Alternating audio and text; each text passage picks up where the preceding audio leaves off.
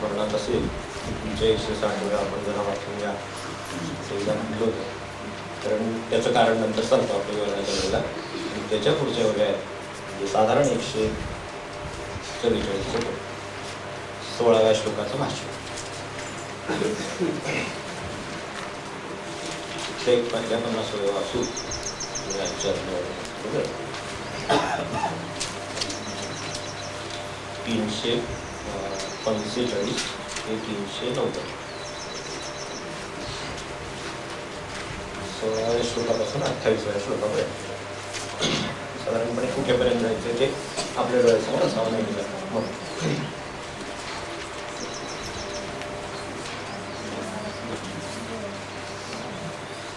नात्यश्नतस्तु योगोऽस्ति न चैतान्तमनस्ततः यचापि स्वप्नशीलस्य जागतो नैव चार्जुन जो रसनेन्द्रियांचाङ्किला कामित्रेसी जीवे विकला तो नाही एकमंडला विकार्या अथवा आग्रहाची वांडोळी जरा तुषा कुंडी आहाराचे तोडी मारुण्या निद्रेची वाटा नवसे ऐशा गणेची नवधने नाचे ते शरीर चिनवे तयाचे मानूपणाचा म्हणून अतिशय सेवावा कैसा योग भावा हा सर्वथा योग भावा ही युक्ताहारस्य युक्तचेष्टस्य कर्मसु युक्तस्वप्नावबोधस्य योगो भवति युक्तः आहारतरी सेविते परी युक्तीचे निमापे म्हणिते क्रिया जाता चरिते तयाची स्थिती मपितला बोली बोलिते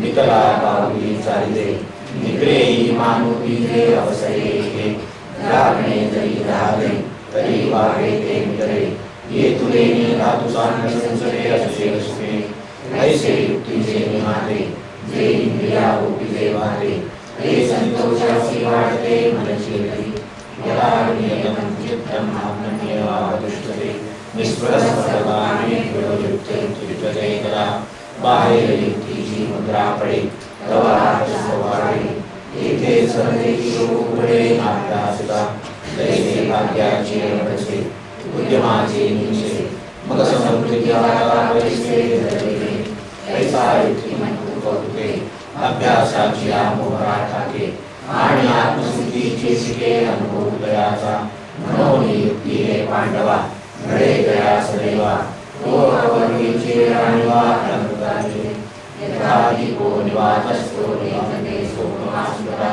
योगिनो यतचित्तस्य विद्यतो योगमात्मना युक्ती योगाचे अंग पावे ऐसे जयाचे रवे वेद क्षेत्र संन्यासे स्थिरावे मानस जयासे अयावे योगयुक्त मन हे प्रसंगे दान हे दीपाचे उपलक्षण निर्वातीच्या आता तुझे मनोगत दानोनी आधी एकांनी मनोनी हे निके चित्त देऊनी परिसा वेगा तू प्राप्तीचा चारवासी परी अभ्यासी लक्ष्मण वसी ते सांग पाकाय विनसी द्वारपणा तरी पार्था हे जणे स्वायास देशी होमने वाया बागुले दुर्जने विळे कैती पाहे पाविशास्त्रा रडकली जे सरते जीववारी अया औषधा देवळी काय जीवान म्हणे ऐसे तासी जे देंगे ते सदाची आयुर्या दुखे हे रवी सोपे योगासाहिते कार्य आहे यत्रो वर्णते चित्तं योगत्वं योगसेवया यत्र चैवात्मनात्मानं पश्यन्नात्मविदुष्यति सुखमात्मनिकं व्यक्तम् वेत्ति यत्र न चैवायं स्थितश्चरति तत्त्वतः म्हणून आसनाची गाडिका जो आम्ही अभ्यासू सांगितला तेने होई तरी होका निरोगया ये रवी तरी येणे योगे जय इंद्रिया निधान लागे जय चित्त भेटोने आनंदया परतो निवाडो नटाके आणि आपणी पडलेले एकत्र देव ओळखे म्हणे तत्वदेवी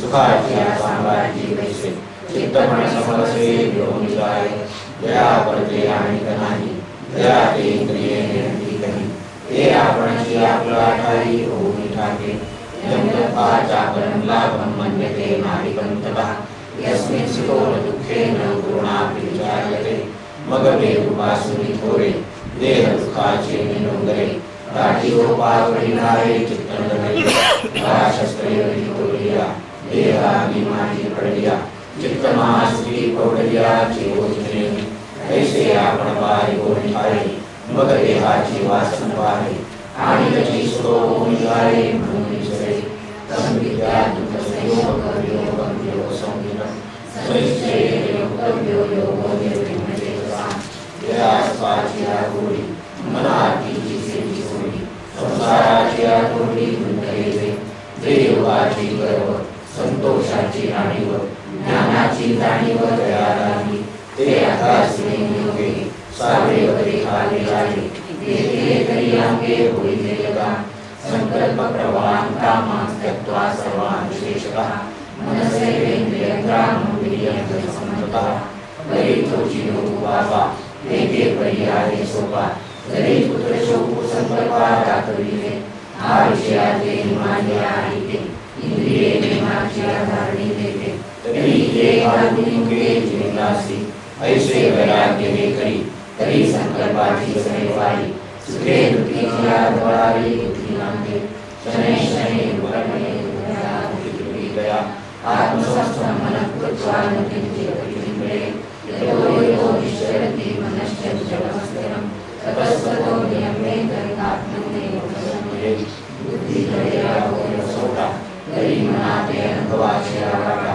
हळूहळू तरी प्रतिष्ठा आत्मवने याही एके परी प्राप्ती आहे विचारी हे नटके तरी सोपारी आणि करेगे आता जनुचे आहे करा जीवे करावा होता जैसा पदनिश्चयाच्या बोला बाहेरामुळे जरी तुम्ही चित्त स्थिरावे तरी काजा आहे स्वभावे न आहे तरी घालावे मोकळून मग मोकळले गाडील ते धुनी येऊनची मुली येईल ऐसे निसर्गाची होईल सर्वेया शांत मनसंज्ञेनं योगिनं सुखमुत्तमं उभय शांतरसं ब्रह्मभूतं पाठी के कुलेने वेळे तया स्थैर्याचे निमेळे आत्मस्वरूपाजवळे येईल सर्वे तया ते देखो ज्ञानगाकडे ते तडकळेती द्वैत पुढेल आणि ऐक्यते ते उघडेल त्रैलोक्य रे आकाशी दिसे दुसरे ते अद्वैते ते गगनाची कागळे विश्वदेसे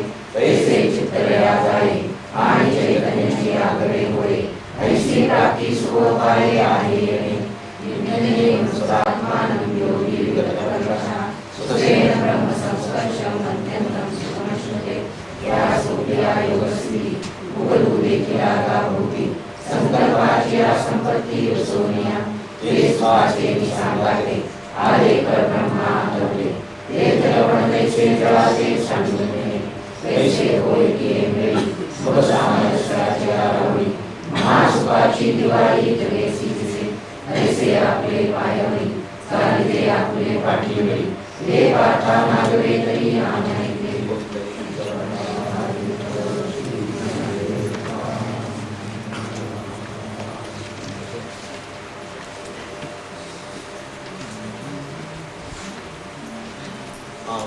काय उचित हे पाहता नसुरेत जे मोहे येणे चित्त व्याकुळाचे तिमिराळ वृद्ध जैसे दृष्टीचे तेज भ्रमसे मग पाशीचा स्थान दिसे वस्त्रात देवा मग तैसे दाहरे जे मन हे भ्रांती ग्रासले आता काय तुले तेही नेणे तरी श्रीकृष्णा तुवा जाणावे निघे ते आम्हा सांगावे जे सका सर्वस्वागवे आम्हा सिंधू तू गुरु बंधू पिता तू आमची इष्ट देवता तुझी रक्षिता आपली आमचे जैसा शिष्या ते तू सर्वदा नेणे अभेरू की सरिता ते सागरू त्याची देवी ना तरी अपत्या ते माये सांडोनी जरी जाळे तरी ते तैसे दिले ऐके कृष्णा तैसा सर्वा करी आम्हासी देवा तुझी एकासी आणि बोलिले जरी न मानसी मागील माझे तरी उचित काय आम्हा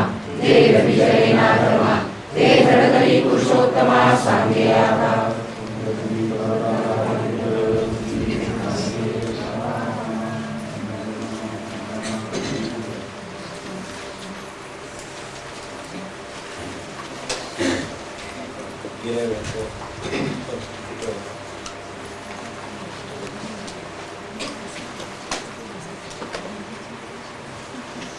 काही ठिकाणी योगी शब्द वापरला, काही ठिकाणी संत शब्द वापरला, अनेक प्रकारे शब्द वापरले, चित्तप्रज्ञ शब्द वापरला, गीतेमध्ये असे अनेक शब्द सापडतात. तसेच ऐकू येतं तर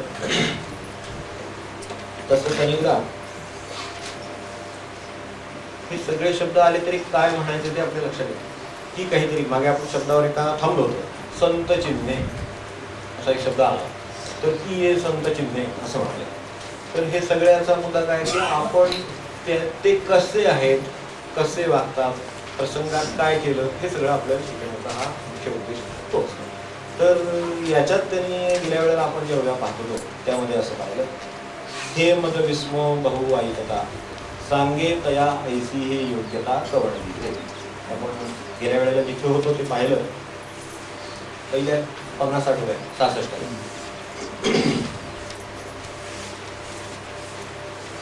तरी जयाचिया इंद्रियाचिया धरा नाही विषयांचिया येधारा जो आत्मबोधाचिया गोरा पोहरा. काय अवस्था असेल त्याची थोडी कल्पना आपल्याला येऊ शकते की इंद्रियांच्या घरी एरधार नाही, आपला इंद्रियांच्या घरी मुक्कामच आहे. एरधार कुठे, मुक्काम कुठे आणि एरधार नाही आहे कुठे, साधारण आपल्याला कल्पना येते रेंज की त्या पाहिल्याशिवाय राहत नाही, काही केल्याशिवाय राहत नाही, स्पर्श नाही, काय नाही, किती प्रकाराने त्याच्यात अडकलेला माणूस आहे याची कल्पना आली तर इंद्रियांच्या ठिकाणी एरधार म्हणजे काय याची कल्पना येईल. आणि मग आत्मबोधाची या ओरा पहुडला असेल म्हणजे काय याची की अशी स्थिती काही होत नाही माणसाची, आणि त्यांची होते म्हणजे नेहमीची असते. इथे सुरुवात झाली.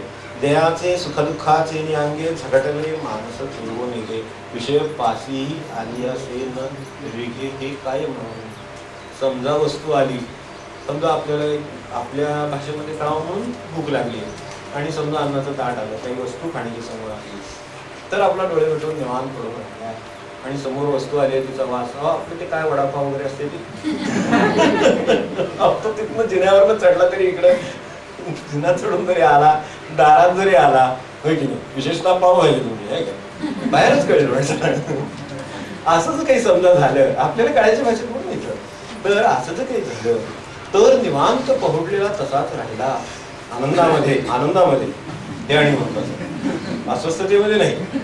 येतंय का नाही आपल्यापर्यंत कोणा ठोक असं नव्हे, विचारतात का नाही आपल्याला मी घरात आहे, मी नेहमी बाहेर असतो, आता मी नेमका आत आहे, हे आमच्या लक्षात येतं का नाही कोणा ठोक का परस्पर संपवतायत काय म्हणजे विषय नाही. इथे सगळं आहे ना, हे काय पहुडला असे म्हणजे काय ते कळतं बरोबर. तर तो तिथं निवांत पडून आहे आणि हे सगळ्या इंद्रियांचे विषय वगैरे काय त्या मंडळी आहेत ते येत आहेत जात आहेत त्यांचे आपला काही त्याच्याशी संबंध नाही. याचे सुखदुःखाचे अंगे झगटले मानस चेवू नये विषय पाशीही आली या सेवरी घे. हे काय म्हणून म्हणजे डबा उडून सह बघत नाही असं आहे.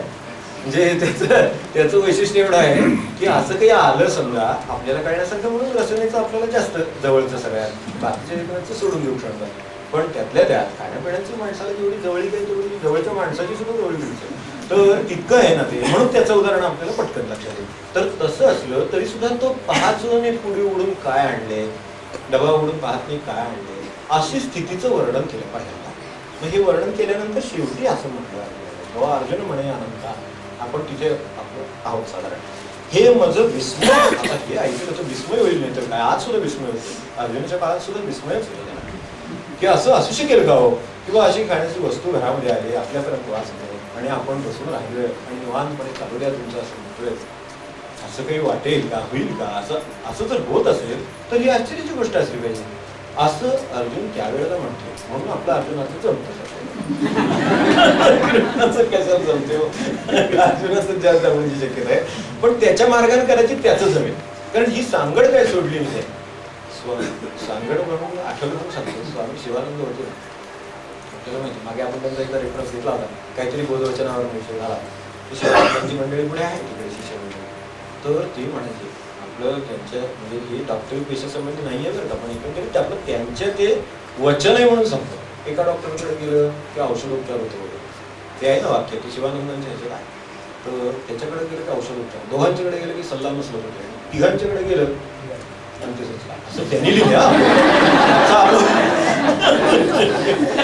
असे तिघा चौघा डॉक्टरांच्याकडे जाऊन मिळवून घेतलेले लोक असतात की नाही, त्यांचं एक सोडा. शिवानंद एकदम स्पष्टच म्हणते ते काय लावून घेऊ नका फारसं, पण असं आहे कारण अलीकडे इकडून तिकडे तिकडून तिकडे गेल्याशिवाय निदानच होत ते आता इथपासूनच सुरुवात. पण शिवानंदांचं तरी म्हणणं तसं आहे की तसं त्यांनी ते एकमेकांना सोडलं नाही. त्याच्यावर आठवलं की अर्जुन काही दिवस कृष्णाला ट्राय केलं, मग थोडंसं रामाकडे गेलं, असं थोडंसं ट्राय करून बघितलंय आणि काय कितपत इफेक्ट आहे बघून दुसरीकडे गेला वगैरे, असला काही विषय नाही. कसं आहे बघा की त्यांनी त्याला सोडलेलं नाही. काय माझं व्हायचं ते कल्याण आपण नाही का महाराजांना म्हणत बघ काय म्हणत तुम्ही काय करा ते तुम्ही करा बस. ते आम्हाला तारण येतं बा. सुखे तारीबा अथवा मारी, आपलं आगमवतींचं वचन आपण म्हणतो सुखे तारी अथवा मारी, ते जे काय आहे ते तुमच्याकडे. तसं ज्याचं आहे त्याला चान्सेस आहे. कारण एकाकडे उपचार शिवानंद एकाकडे गेलं तर उपचार आहे, ठीक आहे, त्याच्या आज रोग लक्षात आला नसेल तर उद्या लक्षात येईल. मला सांभाळणारे महाराज समर्थ आहेत ना, मग त्यांना तो रोगाचं त्याचे निदान करायची बुद्धी नाही का, त्याच्यासाठी दुसरीकडे कशाला म्हणजे मग पुढची नाही तर तिची नाही पुढची सगळी. तर असं जसं आहे तसं त्यांनी त्यांना सोडलं नाहीये. म्हणून अर्जुनाला विस्मय वाटला तरी हा काहीतरी गप्पा सांगतो, आपण दुसरीकडे जाऊया असं मी म्हणलेलं कुठं आढळलं काय वैशिष्ट्यच आहे की त्यांचं, की असं काही कुठे अर्जुन म्हणलं नाही की बाबा तू सांगतोय सगळं पण हे काही पटण्यासारखं नाही आणि असं कुठं असतंय का, म्हणून त्यांनी त्याला सोडलं. असं झालं त्याला धरूनच काय ते ठीक आहे मला हे पटत नाही असं कधी नसतं. मला असं वाटतं की माझ्या आयुष्यात काय असं म्हणण्याची शक्यता हे सगळं म्हणलं असं कितीतरी वाद केलेले आहे, कितीतरी आडवे तिडवे प्रश्न विचारलेले आहेत, हे सगळं आहे. पण त्याच्यात कधी असं नाही की त्याला सोडलं. आणि थोडंसं आता ही शिकून ठेवण्याचं काय असं वाटलं मला की आपण सुद्धा असं शिकून ठेवावं की अशी परिस्थिती आली समजा विरोधातली आली, ह्याची आली, अपयशाची आली, अंक आली, महाराज हे काय पटत नाही तुम्ही काय केलं ते, पण तुम्हाला सोडणार नाही. कसं झालं ते सांगा किंवा पुढे काय ते सांगा, आता मी काय करू ते सांगा, असं काहीतरी करायचं. परिस्थिती तर अशी नाही तशी येईलच, तिला करणं तरी वेगळीच असतात. महाराज काय करणार त्याला, आमची कर्म ना आमची परिस्थिती, आम्ही जसे वागतो तसे लोक मग वागतात किंवा आपण जसे वागतो तसे लोक अनुभव देतात किंवा आपल्या कर्मांचे परिणाम बघायला मिळतात. तर त्यात ते त्यांचं चूक नसतं, आमचंच कुठेतरी चुकलं असणार. मग ते हुडकून काढायचं तरी महाराजांनी आपल्याला बुद्धी दिली तरी पुढचं काम सुकर होईल हळूहळू, असं आपल्याला म्हणायचं. मग त्यांनी काय विचारलंय की हे माझं विस्मो, हे मला फार हे ऐकताना सगळं आश्चर्य वाटते की असं ते युरियांची ते नाहीच काही आणि ते असे पदार्थ आले, हे आलं ते आलं, सगळं जे काय पुढे म्हटलं यादी घटले मानस जीवन हे विषय पाचही आली, हे जे काय आहे हे सगळं असं मला मोठं आश्चर्य वाटतं. म्हणजे हे विस्मो भगवता ऐका सांगे तया ऐसी योग्यता कवळ दिली, ही त्यांना जी योग्यता आली ती कृष्णाने काहीतरी त्यांच्यावर स्पेशल लक्ष दिलं म्हणून आली, असं काही आहे का? काही काही वेळा असं असतं ना स्पेशल गायडन्स असतो काही विद्यार्थ्यांना, म्हणजे त्यांच्याकडनं ते काय ते जास्त घेतात तर ते स्पेशल गायडन्स असतो. तसं ह्या लोकांच्यावरती काही स्पेशल गायडन्स किंवा कोणीतरी त्यांना दुसऱ्याने काही समजा आपल्यातले गुण जसे आपण ट्रान्सफर करतात तसं हे तुम्हाला प्रॉपर्टी निकट ट्रान्सफर करतात तसं काहीतरी समजा त्याने त्याला गुण वगैरे किंवा हे जे काय आहेत अलौकिक गोष्टी या सगळ्या त्याला देऊन टाकल्या, असं काही झालं का हे मला समजून घेण्याची उत्सुकता वाटते. हे संत मंडळी जे काय झाली ते आपण आता बघतोच, हे सगळे जे झाले ते कुणीतरी तुम्ही काहीतरी त्यांच्यावर बहुतेक स्पेशल काहीतरी कृपा केलेली दिसते असं जरी असेल कारण हे काही घडेल असं वाटत नाही. आणि दुसरं असं पण शक्यता आहे की कदाचित तुम्हीच त्यांना हे सगळं देऊन टाकले असतील पुढे संपाला आणि त्यामुळे ते अशा पदाला पोचले असतील तेव्हा हे तुमचं काहीतरी दिसतंय. तर अशी योग्यता कुणी दिली त्यांना, ही कशी आली याचा उलगडा त्यांनी विचारलाय. म्हणून आपल्याला एक महत्वाचा श्लोक हातात पडला, याचं कारण विचारलं म्हणून उद्धरेद आत्मनात्मन. हे दुसऱ्याचं म्हणजे आज आपल्याला वाटतं की कृष्णमूर्ती आज सांगतात की तुमची जबाबदारी तुमची आहे, ते दुसरा कोण आहे. कारण शंकराचार्यांनी विवेक चुडावणीच्या सुरुवातीलाच ऐकलं नाही का, आपण वर्णन ऐकलंच आहे ते सगळं की ते काय त्याची राजाची राणी जरी झाली तरी काय शेवटी दासीला औषध पाजून तिला बरं वाटते काय, ते स्वतःलाच प्यायला पाहिजे, कडूच ते स्वतःलाच खाल्लं पाहिजे. हे त्यांनी तिथे जे सांगितलेलं आहे तेच मध्ये आणि तेच शेवटी आणि ते आजच्या आपल्या शस्त्रामध्ये सुद्धा. म्हणून उद्धरे जातात ते त्यांनी दुसऱ्या कोणी त्यांना दिलेलं नाहीये, त्यांची काही स्पेशल अटेन्शन त्यांच्यावर आहे किंवा आपल्या क्लासमध्ये हे विद्यार्थी वगैरे असलं काही नाहीये, स्पेशल फी वगैरे काही दिलेली नाही. हे सगळं त्यांनी स्वतः करायचं ठरवलं म्हणून त्यांना तू करायचं ठरवलं असतं तुला. 6व्या अध्यायाचं आपल्या दृष्टीनं सुरुवात इथं आहे की स्वतः करायचं ठरवलं तर स्वतःला जमेल. गुरूंचे प्रकार असतात आपल्याला माहितीच आहे ते, पण तरी सुद्धा आपल्या आठवणीसाठी परत येतात की गुरूंचे प्रकार असतात. म्हणजे काही मंडळी कशी आहेत आता कृष्णमूर्तींसारखे यांचं कमी जास्त नव्हे, हे एक एक प्रत्येकाचं एक एक ठेवण आहे, साचा आहे, त्यानुसार आहे. तर ते काय म्हणतील वा हे असं आहे, त्याच्यात तडजोड होणार नाही, तुम्हाला यायचं असलं तर इथं या, मी जिथं आहे तिथं तुम्ही या, असे एक प्रकारचे. आणि दुसऱ्या प्रकारचे गुरु तुम्ही जिथं आहात तिथं मी येतो, हा दुसरा प्रकार. ते आम्ही कुठे असणार आपल्याला माहितच आहे. तर ते त्यांना दिसते तरी सुद्धा ते काय म्हणतात तुम्ही जिथं आहात तिथं मी येतो आणि तुम्हाला तिथंच आनंदात ठेवतो. असं काही आहे का? नाही, तिथून तुम्हाला घेऊन जातो. आपल्याला काय वाटतं की ते आपण आहे तिथे येणार. आता महाराजांसारखी गुरु किंवा हे कृष्णमूर्तींसारखी गुरु फरक आपल्याला घेत लक्षात येतो. रमण तर काही बोलायचंच नाही, रमणांचं आपण पाहिलं मौनी साधू म्हणून प्रसिद्ध होते.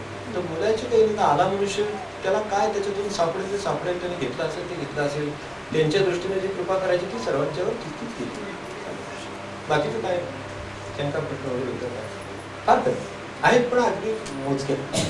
कृष्णमूर्तींसारखे ते म्हणतील ह्यात काही तडजोड होणार नाही, तुम्हाला हे सगळं कमी करावं लागेल, या प्रमाणे वागावं लागेल, तर हे तुम्हाला सापडेल. नसेल तर मी तुमची जबाबदारी घेणार नाही, तुमचं तुम्ही पायाने चालायची वाट आहे, तुमची तुम्ही चाला. असा एक प्रकार.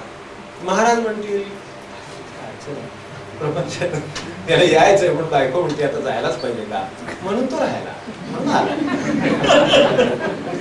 आपल्याला लागूच आहे ते सगळं. ते जाणार होते, मामा जसं सांगायची, ही म्हणाली वारीला येणार नाही का, तर तसं ही म्हणाली यावर्षी मी नक्की येणार होतो, पण निघता निघता ही म्हणाली की नाही गेलं तर नाही का चालणार. म्हणजे आता आपल्याला माहिती प्रापंचिक माणसाला याचा अर्थ काय होतो, तो लगेच म्हणतोच की ठीक आहे चालेल, तसं काही पुढच्या वर्षी गेलो, वारी तर दरवर्षी आहे, पुढच्या वर्षी जाऊ. मग ही त्या वेळेला म्हणाली म्हणून मी आलो नाही, असं ते मामा सांगायचं. तसं तसं हे आहे. तर महाराजांना ते माहितच आहे की ह्याला अभ्यास करायचा आहे, ह्याला खूप काय करायचं आहे, ह्याला यावंसं वाटतंय, सगळं आहे, पण पाय निघत नाही. आपली तिने म्हणे पाय आडे म्हणून घालची साखळ्या, तर काय त्यातून दुसरं करणार. तर मग आता शेवटी एकच मार्ग आहे, तुम्ही तर काही येऊ शकत नाही, तर मीच तुमच्याकडे येतो. आमचं घर आता आम्हाला काही स्वच्छ ठेवता येत नाही, मग आता बाहेरचे महाराज येणार म्हणणं ठीक आहे, मीच आता घेतो झाडू आता, हे आपलं घर कसलं माहिती, आपल्याकडे काय कचरा आहे ते आपल्याला माहिती. ठीक आहे, आपलं घर कशाचं आहे, तर त्याच्यात विकारांचा किंवा कशाचा कचरा पडलेला आहे, आपल्या चुकीच्या कर्मांचा कचरा पडलेला आहे, तर मीच तो काढतो, असं म्हणणारे हे दोन्ही प्रकार आहेत. स्वाव्याध्याकडे बघण्याच्या ह्या भूमिका आहे. तर त्याच्यातली ही एक भूमिका आहे की हा सगळा कचरा आहे तो काढायचा आहे, हे आपल्याला काय साध्य करायचं ते करायचं आहे. याच्यासाठी सर्वसाधारण भूमिका अशी आहे की योग आहे म्हणून मी जरा सावधानतेने बोलतो याच्याबद्दल की योगाचा मार्ग पुढे सांगितलाय.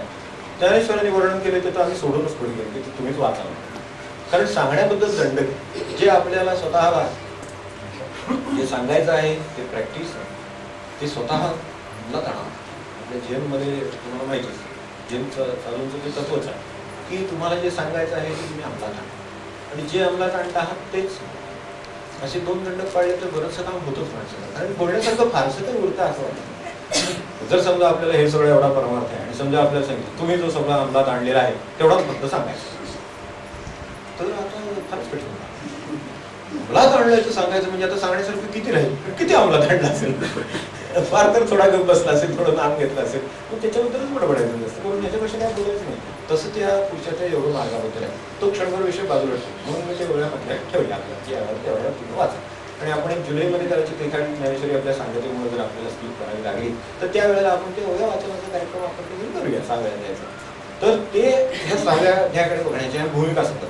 तर भूमिकेतली बाब अशी आहे की हे योगाचं काम आहे. तर सर्वसाधारण योगाबद्दलच्या ज्या कल्पना आहेत ना, आम्ही सगळं जेवढं त्याच्यातला भाग घेतला किंवा जो करायचा प्रयत्न केला तेवढंच सांगायचं.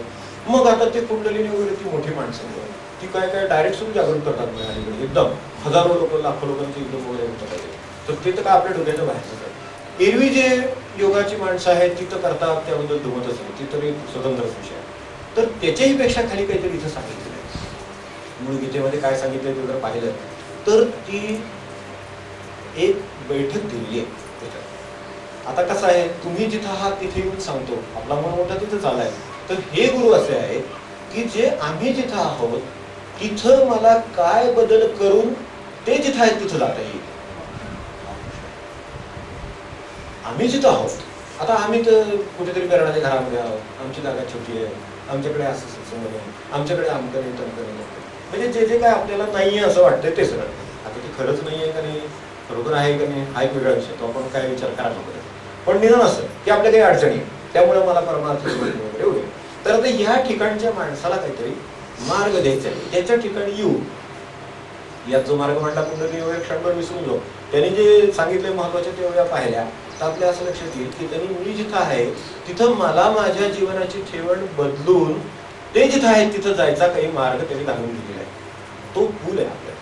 तेव्हा 6व्या अध्यायामध्ये हे काम सुरू झालेलं आहे.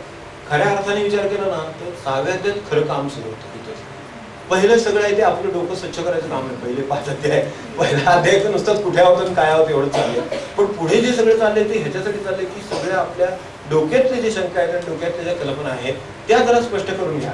मारला म्हणजे मरतो असं नाही, मी मारणार म्हणजे मरेल असं नाही, मी केलं म्हणजे होतं असं नाही. हे जे सगळी यादी आहे आपली नेहमीची जी आपल्याला अडचणीची वाटते ती सगळी स्वच्छ करण्याचं काम पहिले 5 अध्याय चाललेले आहे. 6व्या अध्यायामध्ये तर शेवटी असं आहे, महाराजांचं म्हणणं आपल्याला प्रमाण. तर आपल्याला काय महाराजांनी म्हटलं, परमार्थ हे कृतीचं शास्त्र आहे. परमार्थ हे कृतीचं शास्त्र आहे. अनेकांची ते सांगण्याचं शास्त्र आहे, अनेकांच्या दृष्टीने ते अभ्यास करण्याचं शास्त्र आहे वगैरे वगैरे शास्त्र बरीच त्याच्या व्याख्या मिळतील. पण महाराजांची व्याख्या अगदी आपल्याला बोट ठेवणारी आहे सगळ्या कामावर. म्हणजे जे होत नाही ते का होत नाही सांगणारी व्याख्या आहे. जो बदल व्हायला पाहिजे का होत नाही लगेच त्याच्यातून कळतं आपल्याला की हा जो, आणि आपल्याला दिसतोच आजूबाजूला म्हणजे आपल्याकडे बघून सुद्धा लोक तसंच म्हणत असतील की इतका परमार्थ करतात पण काही फरक पडला हो की नाही. इतका परमार्थ करतात, एवढं ज्ञानेश्वर, एवढं ऐकतात, एवढी पारायण चालली, एवढे उपासना केले, एवढं केलं, पण घरात काही बाबा शांत बसत नाही किंवा मी सांगितलं काही ऐकून घेते वगैरे वगैरे सगळ्या तक्रारी आपल्याला त्या सगळ्या तक्रारी ऐकायला मिळतात. तर त्याचं मूळ कारण काय असावं याचा महाराजांच्या व्याख्येमध्ये ते कृतीचं शास्त्र आहे. इथं बरोबर ते पाठांतराचं शास्त्र होऊन बसतं, ते सांगण्याचं शास्त्र होऊन बसतं, विवरण करण्याचं शास्त्र होईल की नाही. ते विवरण करणे सोपे, आपल्या कठीण मध्ये आलेच संत गाठणे सोपे, त्यांचे ग्रंथ जमवणे सोपे, उपदेशाचा अर्थ लावणे, विवरण करणे सोपे, कारण हे सगळ्यातच सोपं काम आहे. तर ते जर आहे तर त्यामुळे होतं काय की मूळ जे काम आहे ते करायचं राहतं आणि मग फरक दिसत नाही. घरात समजा फार मोठी सगळी अगदी आपण आजारी आहोत आणि त्या आजारावरची उत्तमात उत्तम औषधं जी आहेत ती सगळी बाहेरच्या शोकेसमध्ये आणून जर ठेवली तर काही मी बरा होतोय. त्यांना कळेल की यांना औषधं माहिती आहे, यावर या ठिकाणी हे सांगितलंय, आता आपण कशी आनंद ठीक आहे. पण ह्याच्यामुळे माझ्यात बदल झालाय म्हटलं तर ते कठीण काम आहे आणि ते होत नाही कारण ते औषध पोटात दिलं नाही. विनोबा म्हणायचे तसं, म्हणून विनोबाला आश्चर्य वाटतं की पुस्तक वगैरे मांडलेली दिसली की लोकांना विद्वान आहे असं वाटतं. एखाद्याच्या घरी पुस्तकं दिसली की आपल्याला कसं वाटतं, काय विद्वान माणूस किती पुस्तक आहे असं वाटतं. म्हणजे हे थोडंसं भ्रमच आहे असं. औषधं वाटलं एखाद्याच्याकडे फार दिसल्या तर आपण काय म्हणतो, विनोबाची आठवण झाली का. एखाद्याच्या घरी गेलो आणि समजा शोकेसमध्ये औषध औषध औषध औषध असं दिसलं तर आपण खूपच आजारी माणसं असतो, इतकी औषधं मांडली. तसं हे पुस्तकांच्या बद्दल खरं म्हणजे असायला किती पुस्तकं मांडली म्हणजे किती अडाणी माणूस पण ते विनोबांचं म्हणणं आहे, आपलं काही नाही. पण मुद्दा बरोबर आहे त्यांचा. तर ते का तसं होत याची ह्या व्याख्येमध्ये आपला विषय तो चालवतो की व्याख्या काय आहे, तो परमार्थ कृतीचं शास्त्र आहे. आता हा सगळा परमार्थाचा ग्रंथ आहे असं आपण घ्यायला सुरुवात केली. तर आता हे कृतीचं शास्त्र आहे म्हटल्यानंतर ही पहिले आपण 4 अध्याय काय पाहत होतो की कुठं गडबड झाली ही ओळखून काढली. समजा एखादी स्कूटर बंद पडली तर आता तो येतो आणि मेकॅनिक होतो, इकडनं ठोको तिकडनं ठोकते, हे काढते आणि मग लक्षात आलं इथं काहीतरी कचरा अडकला म्हणून ते स्टार्ट होत कळलं आपल्याला एखादं काही फॉल्ट काढायला. आता हे सगळं पहिल्या 4 अध्यायात कळलं. आता प्रत्यक्ष कचरा काढायला नको का त्याचा, समजा काय कार्बोरेटर साफ करायला नको का, त्याचं काय जे जिथं कुठं ती वायर तुटली दुसरी टाकायला पाहिजे, दुसरी टाकली पाहिजे की नाही, मग ती टाकल्यावर तो ब्रेक लागेल नाही म्हणजे फॉल्ट कळलाय त्याला. तर पहिले ह्या 4 अध्यायामध्ये आपल्या दृष्टीने म्हणजे 5 सर्वसाधारण, तर 5 अध्यायामध्ये फॉल्ट कळतात सगळीकडे कुठे काय आहे हे आपलं सर्वसाधारण आकलन ना त्याचं, आणखी तपशिलात जाणारा खोलात ठीक आहे. पण त्याच्यातला फॉल्ट कळतो तो त्या पहिल्या 5 अध्यायामध्ये. तृतीय अध्याय साधारण बोलीला वगैरे आहेच आहे, तिथं सुरुवातच केलेली त्याची, पण तरी सुद्धा हे 5 अध्यायामध्ये हे काम होते माणसाला की कुठे कुठे चुकलंय हे 5 अध्यायामध्ये कळलं पाहिजे. तो मी पणात चुकलं, माझ्या कल्पनेप्रमाणे जगाचं कल्याण ह्यात चुकलं, नसतेच जगाचं कल्याण काय माझ्या कल्पनेप्रमाणे. तसं जर माझ्या कल्पनेप्रमाणे सगळ्या जगानं वागायचं ठरवलं तर मला वाटतं 2 दिवस सुद्धा चालेल. कारण आपल्या कल्पना कशा असतात बघा, सकाळी एक असते, दुपारी एक असते, संध्याकाळी एक असते. एक सकाळी बरोबर वाटते, दुपारी बरोबर वाटते, तिसऱ्याने कोणीतरी काय सांगितलं की चौथी संध्याकाळी बरोबर वाटते. आजच्या माणसाच्या हातात गाडी द्यायची म्हणजे चौक सुद्धा गाठायची नाही असं खरं म्हणजे आहे. मग हे त्याचं दूर करायचं काम या 5 अध्यायात. त्यामुळे फॉल्ट्स लक्षात आहे. पण आता त्या कार्बोरेटर साफ केला पाहिजे, आता ती वायर केली पाहिजे, हे जे काय बदललं पाहिजे म्हणजे हे जर कृतीचं शास्त्र आहे आपली त्या 6व्या अध्यायाची प्रस्तावना नाही पाहिजे. तर त्यात आपल्याला हे लक्षात आलं की आता कुठं कुठं काय काय झालं ते 5 अध्यायात कळलं. आता 6व्या अध्यायात काय करूया तर ते 6व्या अध्यायात असं म्हणतात म्हणजे तेही म्हणले असतील ना आता झाले 4-5 अध्याय, आता जरा काहीतरी बदल करायला लागूया आपण. महाराज म्हणत असतील की ठीक आहे आपल्याकडे बरेच वर्ष येतात, इथं बरेच वर्ष येतात, तर आता काहीतरी नाम घेऊन घ्यावं. आता नुसतंच आपलं जेवण खाणं वगैरे नको आता असं म्हणत असतील नाही कुठेतरी, असं वाटतं किंवा हे ठीक आहे, जाणं येणं आहे, तुम्हालाही चेंज होतो, हवा मोकळी आहे, सगळं ठीक आहे, आता काहीतरी आपण जपाचं वगैरे बघू, आता थोडंसं नाम घेऊन घ्यायला लागूया, असं तसं त्यांच्या मनात येत असेल असं आपल्याला वाटतं.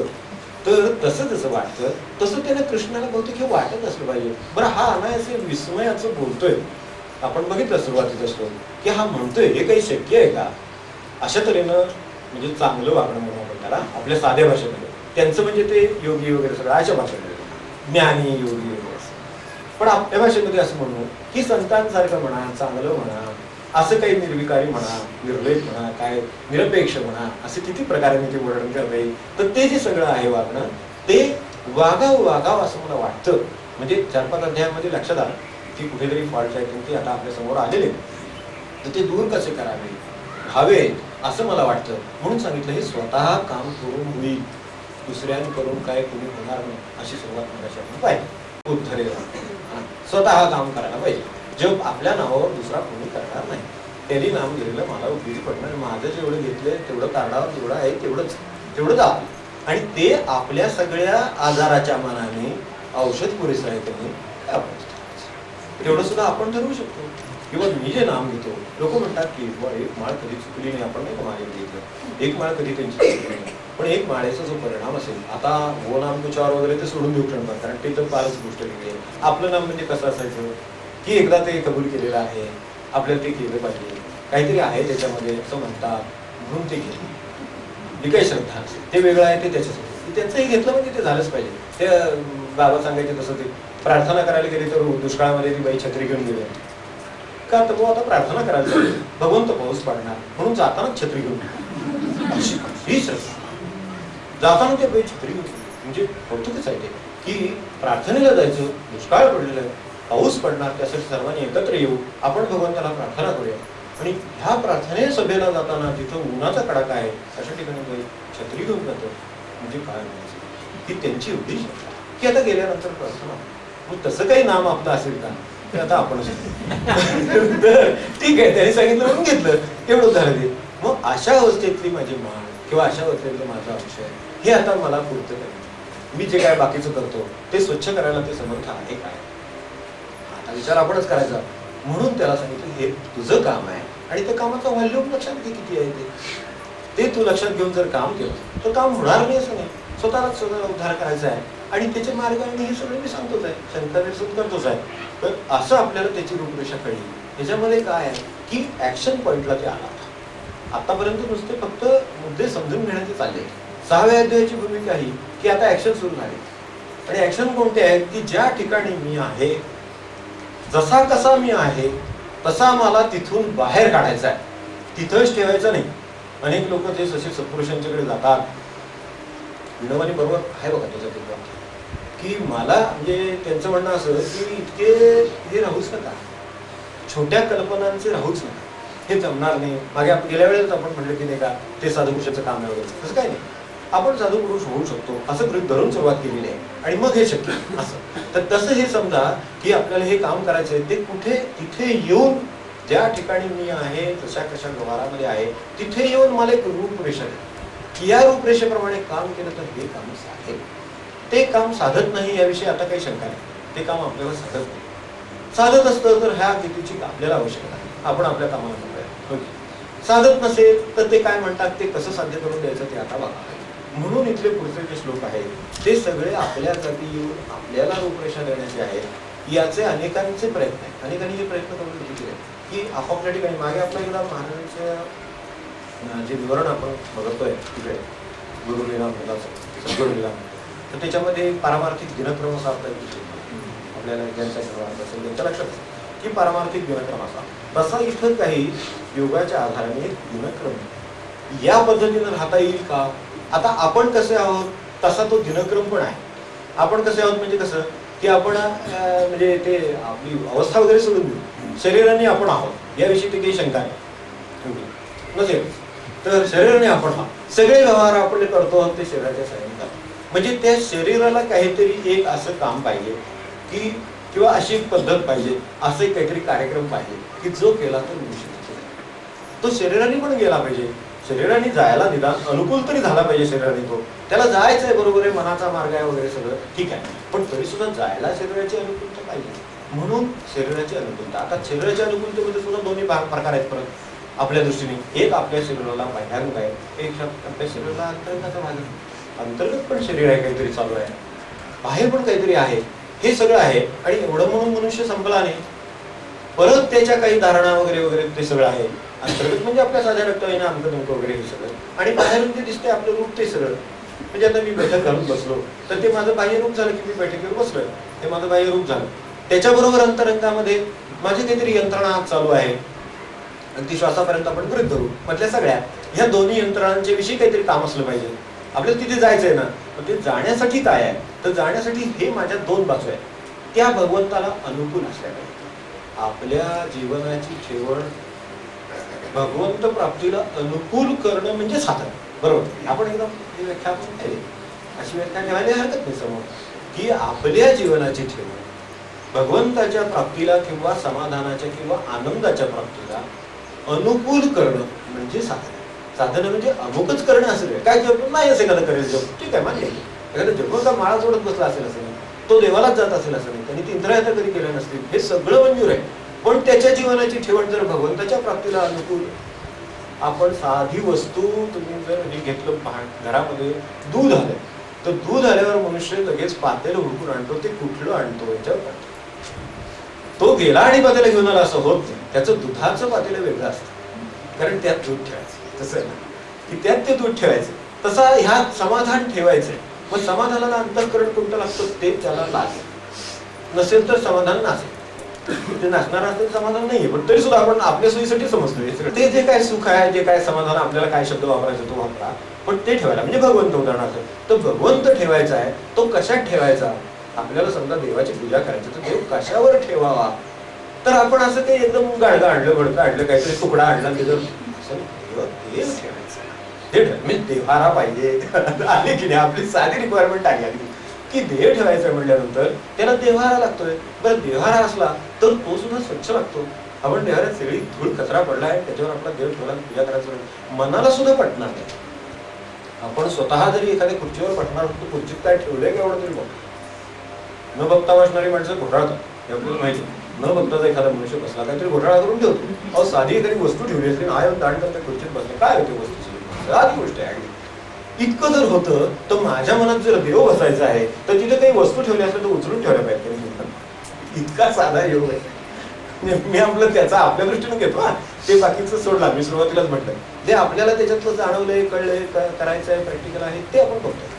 तर ज्या ठिकाणी साधी देवाची मूर्ती ठेवायची असते तर आपण तिथला देव्हारा बघतो, मग त्याच्यासाठी ते सगळं स्वच्छ करतो. ते ठेवल्यानंतर तिथे पवित्र वाटेल, तिथं मनुष्य तो देव ठेवताना सुद्धा कुठं असं तो फक्त ठिकाणी ठेवणार नाही. ही त्याची भावना सदा देव ठेवताना आहे, आपल्याला भगवंत ठेवायचा. म्हणजे त्याच्यासाठी हे कसं लागेल ते करायचा प्रयत्न म्हणजे सगळा आहे. त्याचा प्रत्यक्ष कार्यक्रम सुरू आहे. आता काय करायचं, तर आता काय करायचं ते सांगितलं. मग त्याच्यासाठी या दोन बाजू सांगितल्या. एक बाह्य बाजू आहे आपली, तर भगवंत आहे, तर ऑन द वे सहज असं की भगवंताकडे आपण नाही का जाता जाता प्रदर्शन, अरे बाबा चालेल प्रदर्शन आहे बघून जाऊया, हे प्रदर्शन आहे ठीक. आपल्याला समजा जर प्रदर्शन असेल तर तिथे ठीक आहे. म्हणजे आपल्याला आठवत असेल तर सहस्रबुद्धे महाराज मठामध्ये ते त्यांच्या गुरूंचं दर्शन घ्यायचं असेल तर त्यांच्या पद्धतीने आज आपण त्यांचं ते नियम आहे. पण असू दे, मग त्याच्यातली भावना लक्षात आली की तिथं दर्शन घ्यायचं असेल तर तुम्हाला तुम्ही त्या पद्धतीनं या, तर तुम्हाला लक्षात मिळेल. त्या पद्धतीने येणार नसेल तर आमची वेगळी काही गोष्ट अशी तशी कुणी या असं. तिथे गुरुकडे जाताना तशाच पद्धतीने पूर्वी राजाकडे जायचे बघा, अहो ते सगळे मांडली पंडित मंडळी किंवा काय द्यायचे कोणी असेल हात बंधून द्यायची पाहिजे. आपण हा इतिहास पाहिला नसतो, हे आपण वर्णन पाहतोय हात. म्हणजे त्याच्यामध्ये काही त्यांची गुलामीचा प्रश्न नव्हता. अदब कसे राजासमोर आले तर अदब कसे दिसायचे, पाठ वळवून मी मागे मागे चालते. यामध्ये जो डेकोरम आहे ना, तो भगवंतासाठी काही डेकोरम नसेल. भगवंत सर्वांचा आहे हे मान्य, तो कोणाकडे यायला तयार आहे हे मान्य. आता गुरु जरी आपल्याला म्हणले मी तुमच्याकडे येईल, ठीक, गुरु आमच्याकडे येणार याविषयी काही आपलं काही बदल करायचं काही काम नसेल. त्यांनी यावं हा त्यांचा थोरपणा आहे. कुठल्याही जागेत ते तुम्ही म्हणाल ते त्यांनी द्यायचं आहे. हे अंतःकरणाची थोरवी आहे त्यांची, ती किती आपण त्याची परीक्षा बघायची. याचा अर्थ काही कुठेही या तुम्ही आल्यावर दारात बसले बाबा कुठे असेल त्याला तुम्ही आदराने घ्या. ते करायला माझ्या घरामध्ये मी जे करीन, जो देव ठेवायला देवाला ठेवीन, जे स्वच्छता मी करीन, ज्या पद्धतीनं त्यांना घेऊन येईन, ज्या पद्धतीनं त्यांना स्थानापन्न करेन, हे साध्या मूर्तीचं जे मी करेन ते माझ्या गुरुचं, ते माझ्या भगवंताचं मला व्हावं असं मला वाटत असेल तर ते म्हणतात की तुमची ठेवण थोडी बदला. ती जी काही ठेवण आहे त्याच्यामध्ये अशी ठेवण निर्माण करा. मनुष्य काही 24 तास तिथे बसला नाही, हे मान्य. देवघरात काय मनुष्य 24 तास बसला नाही, 24 तास काय तो पूजा करत नाही, अपेक्षितही नाही. उरलेल्या वेळेला त्यानं सकाळी पूजा केल्यासारखं वागावं म्हणून झालं नाही. सकाळी त्यांनी पूजा केली होती असं त्याच्या दिवसभराच्या वागण्यावर वाटावं म्हणजे त्याची झाली पूजा त्यांच्या दृष्टीनं. बाकी तो दिवसभर काय हो, तो लाकूड फोडेल, काय फरक पडेल? तो लाकूड फोडेल नाही तर काय, तो माल विकेल नाही तर तो नोकरी करेल, काय त्याची जी काय व्यवसाय उपजीविका असेल ते तो करेल. पण ते करताना त्यांनी सकाळी पूजा केली होती याचं त्याच्या चेहऱ्यावर, त्याच्या त्या व्यवहारामध्ये, त्याच्या त्या आलवीमध्ये, ते शरीरामध्ये, त्या सगळ्या एकंदरीत लोकांशी केलेल्या वर्तनामध्ये असं आढळेल.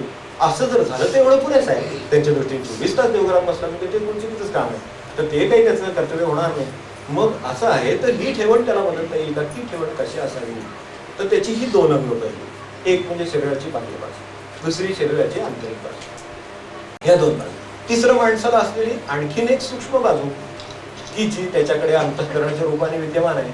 आपल्या शरीराची आतली बाजू आहे हे मान्य आहे, पण ती सगळी अजूनही स्कॅन करता येते. ते तुम्ही बबल सोडता, ते फोडता, ते काय करता, ते हृदयाला वाटमोकळी करून देता वगैरे वगैरे. त्यात अलीकडे काय काय होते तर शरीराचे कुठल्याही पार्टमध्ये जातात आणि तिथे काहीतरी ते घडवून आणतात. म्हणजे चांगल्या हाताने म्हणतो तर ते काय चांगलंच करत असतील असे कॉम्प्लिकेशन होतात आणि पुन्हा काहीतरी चांगलं करतात असं पण अलीकडे आढळतं. तर ते सोडून देऊ शकतात. पण मुद्दा एवढाच की ते आज जाऊन काहीतरी करता येतं, ते दिसतं बाहेरून हे सगळं दिसतं. तो मायक्रोस्कोप का काय ते आत टाकलं, ते हे गेलं म्हणजे ते सगळं बाहेर गेलं दिसायला लागतं. अरे यांच्या हृदयाची स्थिती अशी, तर जरा त्यांच्या हृदयाची म्हणजे खरोखरच मनाची स्थिती अशी आहे असं दिसलं असतं तर एक टाकला मायक्रोस्कोप आत. हे सगळं आपलं सोबत करून घ्यायचं. योग तर फार मोठा आहे, पण आपल्याला योग कुठला आहे या काळातला सामान्य माणसाला लागलं असेल तर समजा असं काहीतरी ते मायक्रोस्कोप सारखं आत टाकलं असतं तर तिथं काही टाकता येत नाही. पण आपल्याकडे काहीतरी अजून आहे जे आपल्या ह्या दोन्हीच्याही पलीकडे असून आपल्या भाग आहे, त्याच्याशिवाय आपलं चालत नाही. धारणा आहे माणसाची. समजा धारणा आहे की मी बसेल म्हणजे बसेल, तर तो बसेलच, त्याचं काय वाटेल ते होते. तो 2 तास सुद्धा काय, 4 तास सुद्धा काय, एखादी गोष्ट करीन म्हणजे करीन, चालेल म्हणजे चालेल. माणसं नाही का चालणार या ठिकाणी मी चालत जाणार, मनुष्य चालत जाणार, एवी त्याला इथं चौकात जायला गाडी लागेल पण तो जाणार म्हणजे जाणार. हे जे काय आहे ते कुठला मायक्रोस्कोप टाकून दाखवता येत नाही. तो तिसरा भाग, शरीराचा बाहेरचा भाग, शरीराचा आतला भाग आणि माणसाचं राहिलेलं व्यक्तित्व म्हणून त्याला आपण सोप्या भाषेमध्ये की माणसाचं अजून काहीतरी व्यक्तित्व राहिलेलं आहे.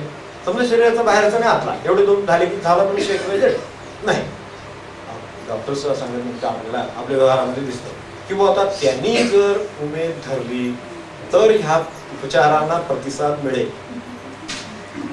अगदी शास्त्रशुद्ध आहे सगळं, शास्त्रात म्हणजे शास्त्रशुद्ध म्हणजे शास्त्रशुद्धच एका अर्थाने, पण तरी सुद्धा अगदी शास्त्रीय बैठक किंवा कास धरलेल्या विज्ञानाच्या युगामध्ये सुद्धा हे सांगायची वेळ येते. एखाद्याने हाय खाली, पेशंट आहे आणि हाय खाली, तर काय होईल तर त्याच्या उपचाराला प्रतिसाद मिळत. तो म्हणतो मी जाणे, तुम्हाला काय करायचं का, त्याच्या हळूहळू शिकणार. आणि एखादा पेशंट असा येतो की बस मी जगणार आहे, तुम्ही काय तुम्हाला उपचार करायचे ते करा, मला काही होत. तो सांगतो माझे सद्गुरू समर्थ आहेत सांभाळणारे, ते मला बाहेर काढतील, तुम्ही काय योग्य असतील ते उपचार करा. आता ते काय उपचार ह्याच्या मनावर करतात का उमेदीवर करतात का त्याची ती काय जी आहे खाली ती त्याच्यावर करतात, त्याच्यावर नाही करता येत. म्हणजे व्यक्तिमत्वाचा तिसरा भाग शिल्लक आहे. हा व्यक्तिमत्वाचा बाह्य भाग, हा व्यक्तिमत्वाचा आतला भाग आणि हा व्यक्तिमत्वाचा न दिसणारा भाग, असे 3 भाग माणसाच्या व्यक्तिमत्वावर आहेत. या 3ही भागांना काहीतरी बैठक देण्याचा 6व्या अध्यायाचा उद्देश, योगाचा उद्देश साध्या भाषेमध्ये या 3हीलाही काहीतरी बैठक द्यावी असा आहे. मग आता ती 3हीची वेगवेगळी असणार, काहीतरी तिच्याबद्दल पॉईंट्स असणार, ऍक्शन पॉईंट्स असणार, ते ऍक्शन पॉईंट शिकवून सुचवतात. त्यातला हा बाह्य भाग जो आहे शुचोदेशे प्रतिष्ठाप्य स्थिरम आसन, ही तुम्हाला काहीतरी भगवंताचं करायचंय ना, मग थोडस एका जागी शांत बसायला शिका. हा बाह्य भाग.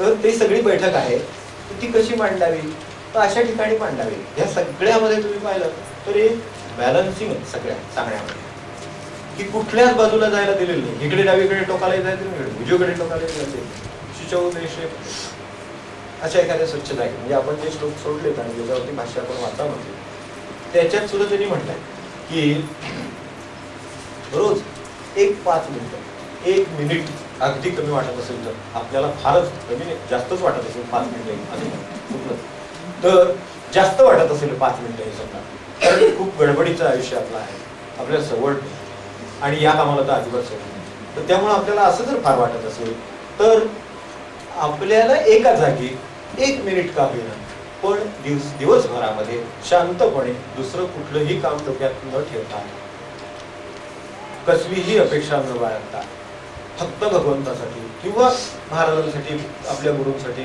त्यांच्या प्रेमासाठी, बस बाकी काय, अशा पद्धतीनं 1 मिनिट का होईना बसायचं आहे. ते कुठे बसावं, कसं बसावं, कशा अंतरावर असावं, काय तिथे वातावरण असावं, हे सगळं सांगितलं. त्याचे हे सांगण्याचे म्हणजे ऍक्शन सुरू आहे. हे सगळं ठीक आहे, ते असं असं चुकलं, फॉल्ट झालंय, आमचं झालं नाही. तर आता गाडीत जरी 10 फॉल्ट असले तरी सुद्धा तो जो कोणी त्याचा दुरुस्ती करणार मेकॅनिक आहे तो काय करतो, तो म्हणतो ठीक आहे आपण असं करूया, 3-4 फॉल्ट आहे, आपण एक घेऊन सुरुवात करूया त्यातलं. मग पहिल्यांदा आधी वायर बदलतो, ठीक वायरिंग थोडंसं करून घेतो, अमुक करतो, तो म्हणतो तो पाहिजे असतं ते एक हातात घेतो तो, तसं त्याने एक हातात घेतलेलं हे सगळं मिळून गाडीतून असं लक्षात ठेवा.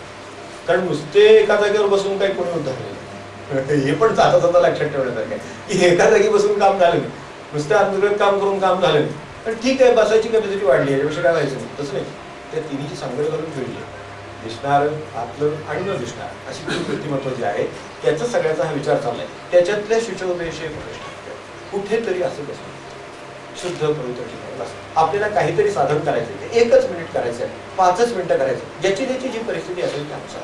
तर ते त्यांनी असं निवडावं की जिथे स्थैर्य त्याला मिळू शकते, ज्या ठिकाणी त्याला त्याची बैठक शांतपणे ठेवता येईल, ते ठिकाण शुद्ध असेल. आपल्या ह्या घरातल्याबद्दल चालेल, दोन्ही बाजूबद्दल सांगितलंय, इथेही सांगितलेलं बाहेर काय करायचं ते पण सांगितलं. गुरुदेवांचं आपल्याला माहिती आहे, गुरुदेवांच्या वाङ्मयामध्ये ह्याचा खूप विचार केलेला आहे.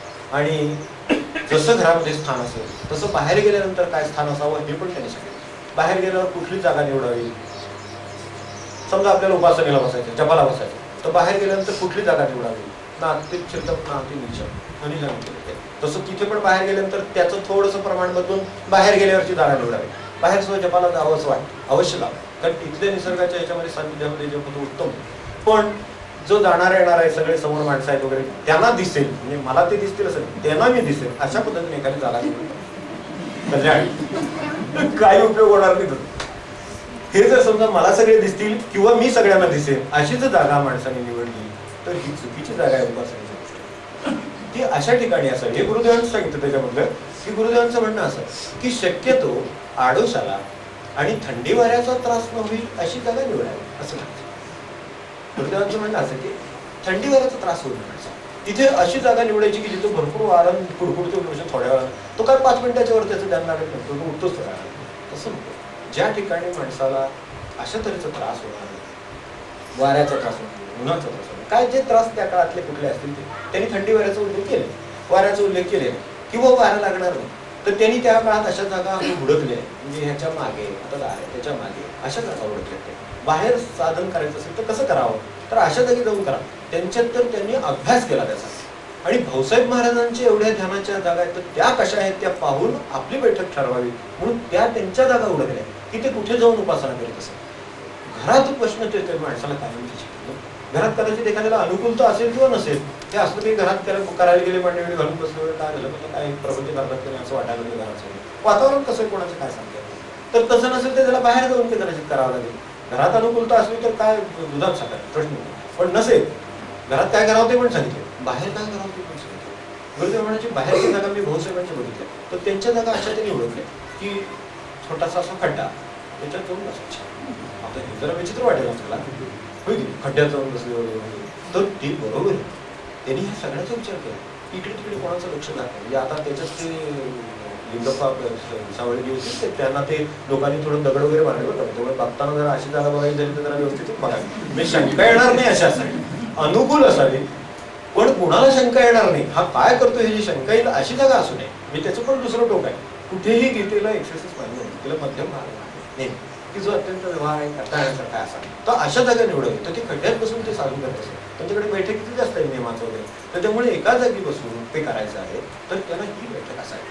आता आपल्या परिस्थितीमध्ये पुन्हा याची हे सगळं ट्रान्सफर करून घ्यायचं. आपण जसं म्हणतो की ते आपल्याला अनुकूल करून घेतलं पाहिजे. मला इतका वेळ बसता येणार नाही, तर आता आजच्या काळामध्ये कदाचित त्याला ते खुर्चीवर बसावं लागेल, तर आणखीन काही त्याच्यावर बसावं लागेल, काही एखाद्या मुस्कुलावर बसावं, आणखीन काही जागा असेल, बाहेर गेला तर एखाद्या बाकड्यावर बसेल, काय ठीक आहे.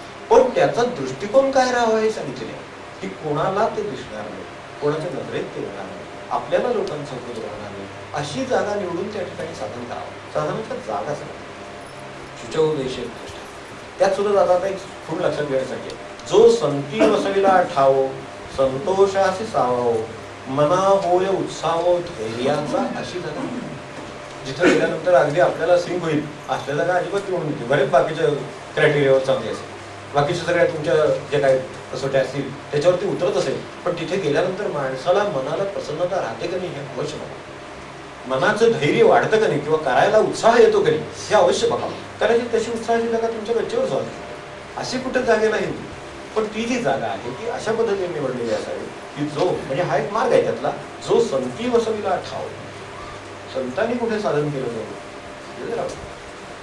आता बाबांचं आपण पाहिलंच की माराडला त्या अवस्थेत तिथे सुद्धा साधन होतं, म्हणजे त्याच्यावर काही बंधन नाही. ज्यांना कोणाला असं वाटतं की ते निर्जन जागीच होतं आणि एकदा माराडला ते आम्ही म्हणायचो त्या काळात की जाऊन यावं एकदा, म्हणजे साधन कुठे होतं याच्याविषयी आपण शंका आपल्या मनातली झाली. एवढ्यासाठी केवळ ते गोंधळासारख्या बाजूला अगदी आड बाजूला सुद्धा ते होईल त्या अर्थाने, आड आता जुन्या काळातल्या अर्थाने. तर आणि या नवीन काळातल्या अर्थाने म्हणजे खाली लोकल चालली आहे आणि इकडे शिट्या होत आहेत लोकलच्या सारखे घरदारी खाली बघायची सोय नाही, अशा ठिकाणी सगळं साधन होतं. हे सगळं साधन होण्याचं त्यावर अवलंबून नाही. हे का सांगावं लागतं, तर अनेकांची कल्पना असते की ती जी परिस्थिती आहे ना ती माझी बरोबर नाही म्हणून माझ्या हातचं साधन, तर ती परिस्थितीवर साधन नाही. कारण हे सर्व परिस्थितीत साधन करणारे संत येत आहेत, सगळ्या परिस्थितीवर, अगदी घरच्या प्रतिकूलतेपासून ते अगदी प्रकृतीच्या प्रतिकूलतेपर्यंत सर्व प्रकारच्या प्रतिकूलता असलेले लोक आहेत आणि त्यात त्यांनी साधन केलं. मग जो संती वसविला ठावो म्हणजे काय, ज्या ठिकाणी संतांनी बसून साधन केलं म्हणजे त्यांची जी परिस्थिती वाटायला आलेली होती त्या परिस्थितीमध्ये त्यांनी ती साधनाला कशी अनुकूल करून घेतली ही शिकून, मग ती आपण जागा हुडकावी. मग ती कदाचित घरातली जागा सुद्धा असेल तुमची, कारण कोपऱ्यातली तुमची असेल, हे चांगलं हे त्यांचं काय महिला मंडळ असते 2 तास बाहेर असतात, उत्तम जपाला बसावं. एवढी त्यांची जर अनुकूलता नसली तर संती वसविला ठाव आपल्या भाऊसाहेब महाराजांनी सांगितले, त्याच्या आधाराने सांगतो. तर ते सांगितलं त्यांनी की वो ठीक आहे ती प्रतिकूल आहे ना, मग तिची ज्या वेळेला काम असेल त्यावेळेला हे आपलं काम काढावं. जो संती वसविला ठाव म्हणजे ह्याच्यातला एक स्थान म्हणून तर आहेच आहे, पण त्याच्या बरोबरीनं त्यांनी काय हुडकून जागा काढल्या की त्या ठिकाणी साधन करते. आता जागा शब्द जरी आला तरी गाण्यातली जागा जशी वेगळी असते, गाण्यात जागा वेगळी, कोर्टात जागा वेगळी, याच्यावर जागा वेगळी, जागेत शब्द अर्थ बदलतो. तसा हा जो ठाव आहे तो ठाव बदलतो आपल्या दृष्टीने. तर ठाव म्हणजे त्यांनी ज्या ठिकाणी ज्या परिस्थितीमध्ये जशा शितापिली किंवा कौशल्याने साधन केलं असेल ते हुडकावं आणि त्याप्रमाणे साधन करावं. जो संती वसविला ठाव अशा तऱ्हेचं साधन हुडकावं. मग आता कदाचित ह्यामध्ये आपण बघितलं शरीराच्या प्रकृतीच्या प्रतिकूल परिस्थितीमध्ये सुद्धा साधनाचे डोंगर उभे केले, ते कसे केले ते मला माझ्या ठिकाणी कसे करता येतील, मग ते बघावं आणि त्याप्रमाणे काम करावं. अभ्यासाची आपण असते म्हणजे उलट त्यांचं म्हणणं तर असं आहे की आपण त्या जागी अभ्यासाला बसावं, जपाला बसावं, हे तर बरोबरच आहे, पण जागा वेळ आणि ते जे सगळं आहे ते असं हुडकावं की बसल्याबरोबर माणसाचं लक्ष लागेल. अभ्यासाची आपण म्हणजे अभ्यासच आपल्याकडून अभ्यास करून घेईल इतकी अनुकूलता असेल, ही अनुकूलतेची परिसमाद आहे. मी अभ्यास करणार ही बाजू बरोबर आहे, पण अभ्यासच माझ्याकडून अभ्यास करून घेणार असं जर झालं तर काय प्रश्नच नाही. आपल्याला जसं शिकवणारा जर असा भेटला, तुला येत नसतं तरी मी ते यायला लावीन असं म्हणणार एखादा गुरु भेटला, आता महाराज तसेच भेटले म्हणून तू चालला, तर हे नाही होणार याच्याकडनं, तरी त्याच्याकडनं करून घेऊ. महाराजांनी कुणाकडनं करून घेण्याचं प्रमाण सांगितलं, ते आपल्याला काय सांगायची गरज नाही. तर अशाकडून जो करून घेईल तो खरा गुरु म्हणजे नाही, आपल्या लक्षात आला असेल. तर ते जे आहे ते प्रमाण आहे. म्हणजे इथं पुढच्या वहीमध्ये बघितलं असेल तर अभ्यासाची आपण या ते करी हृदया ते अनुभव वरी ऐशी रम्यपणाची थोडी अखंड घेतली. अशी जागा पाहिजे की ज्या जागेवर माझं ध्यान बसल्या बसल्या लागावं. म्हणून ध्यानाच्या बाबतीत किंवा ह्या आपल्या उपासनेच्या बाबतीत ठराविक वेळ, ठराविक जागा, महाराज म्हटले ठराविक वेळेला ठराविक ठिकाणी केलेलं साधन अधिक परिणाम करत. कारण त्याला सूक्ष्म अंग आहे बाजूचं, जागा तर तीच असेल. पण जसं मंदिरामध्ये मनुष्य आत गेला की त्याच्या वृत्तीवर 5% का होईना परिणाम होईलच. जो अधिक सेन्सिटिव्ह आहे आणि जो नियमित जाणार आहे त्याच्यावर 50% परिणाम होईल. आपण जाता जाता गप्पा म्हणजे आता तुम्ही मारता का नाही मला माहिती, मी मारत असेल तर गप्पा मारत मारत मंदिरामध्ये गेला आणि मंदिराच्या दरवाज्यात आली की चपला काढल्या, त्याला दुसऱ्याला हात करतो आपण स्वतः असावं की आता मंदिरात आता काही नाही बांधलं आत जाऊन गप्पा मारत गोष्ट वेगळी. पण आपल्याला तरी वाटतं की नाही की तिथं गेलं आज जाता जाता पहिलं पाऊलात मंदिरामध्ये टाकलं हळू. म्हणजे काय तर त्या स्थानाचा मुळे निर्माण झालेली ही सूक्ष्म भाषा. ते मंदिरात काही वर बोर्ड लावला असेल नाही की आता आपण गप्पा थांबवायत आणि मग आत प्रवेश करावा, असं काही कुठल्या मंदिरावर असेल का? काय असेल तो प्रश्न, पण नाही ओके. तर तसं काही नाही तिथे लिहिलं. पण मंदिर आहे म्हणजे स्थानाचं काय महात्म्य आहे ते लक्षात घ्यावं की ते तिथे गेल्यानंतर कसं वाटलं पाहिजे.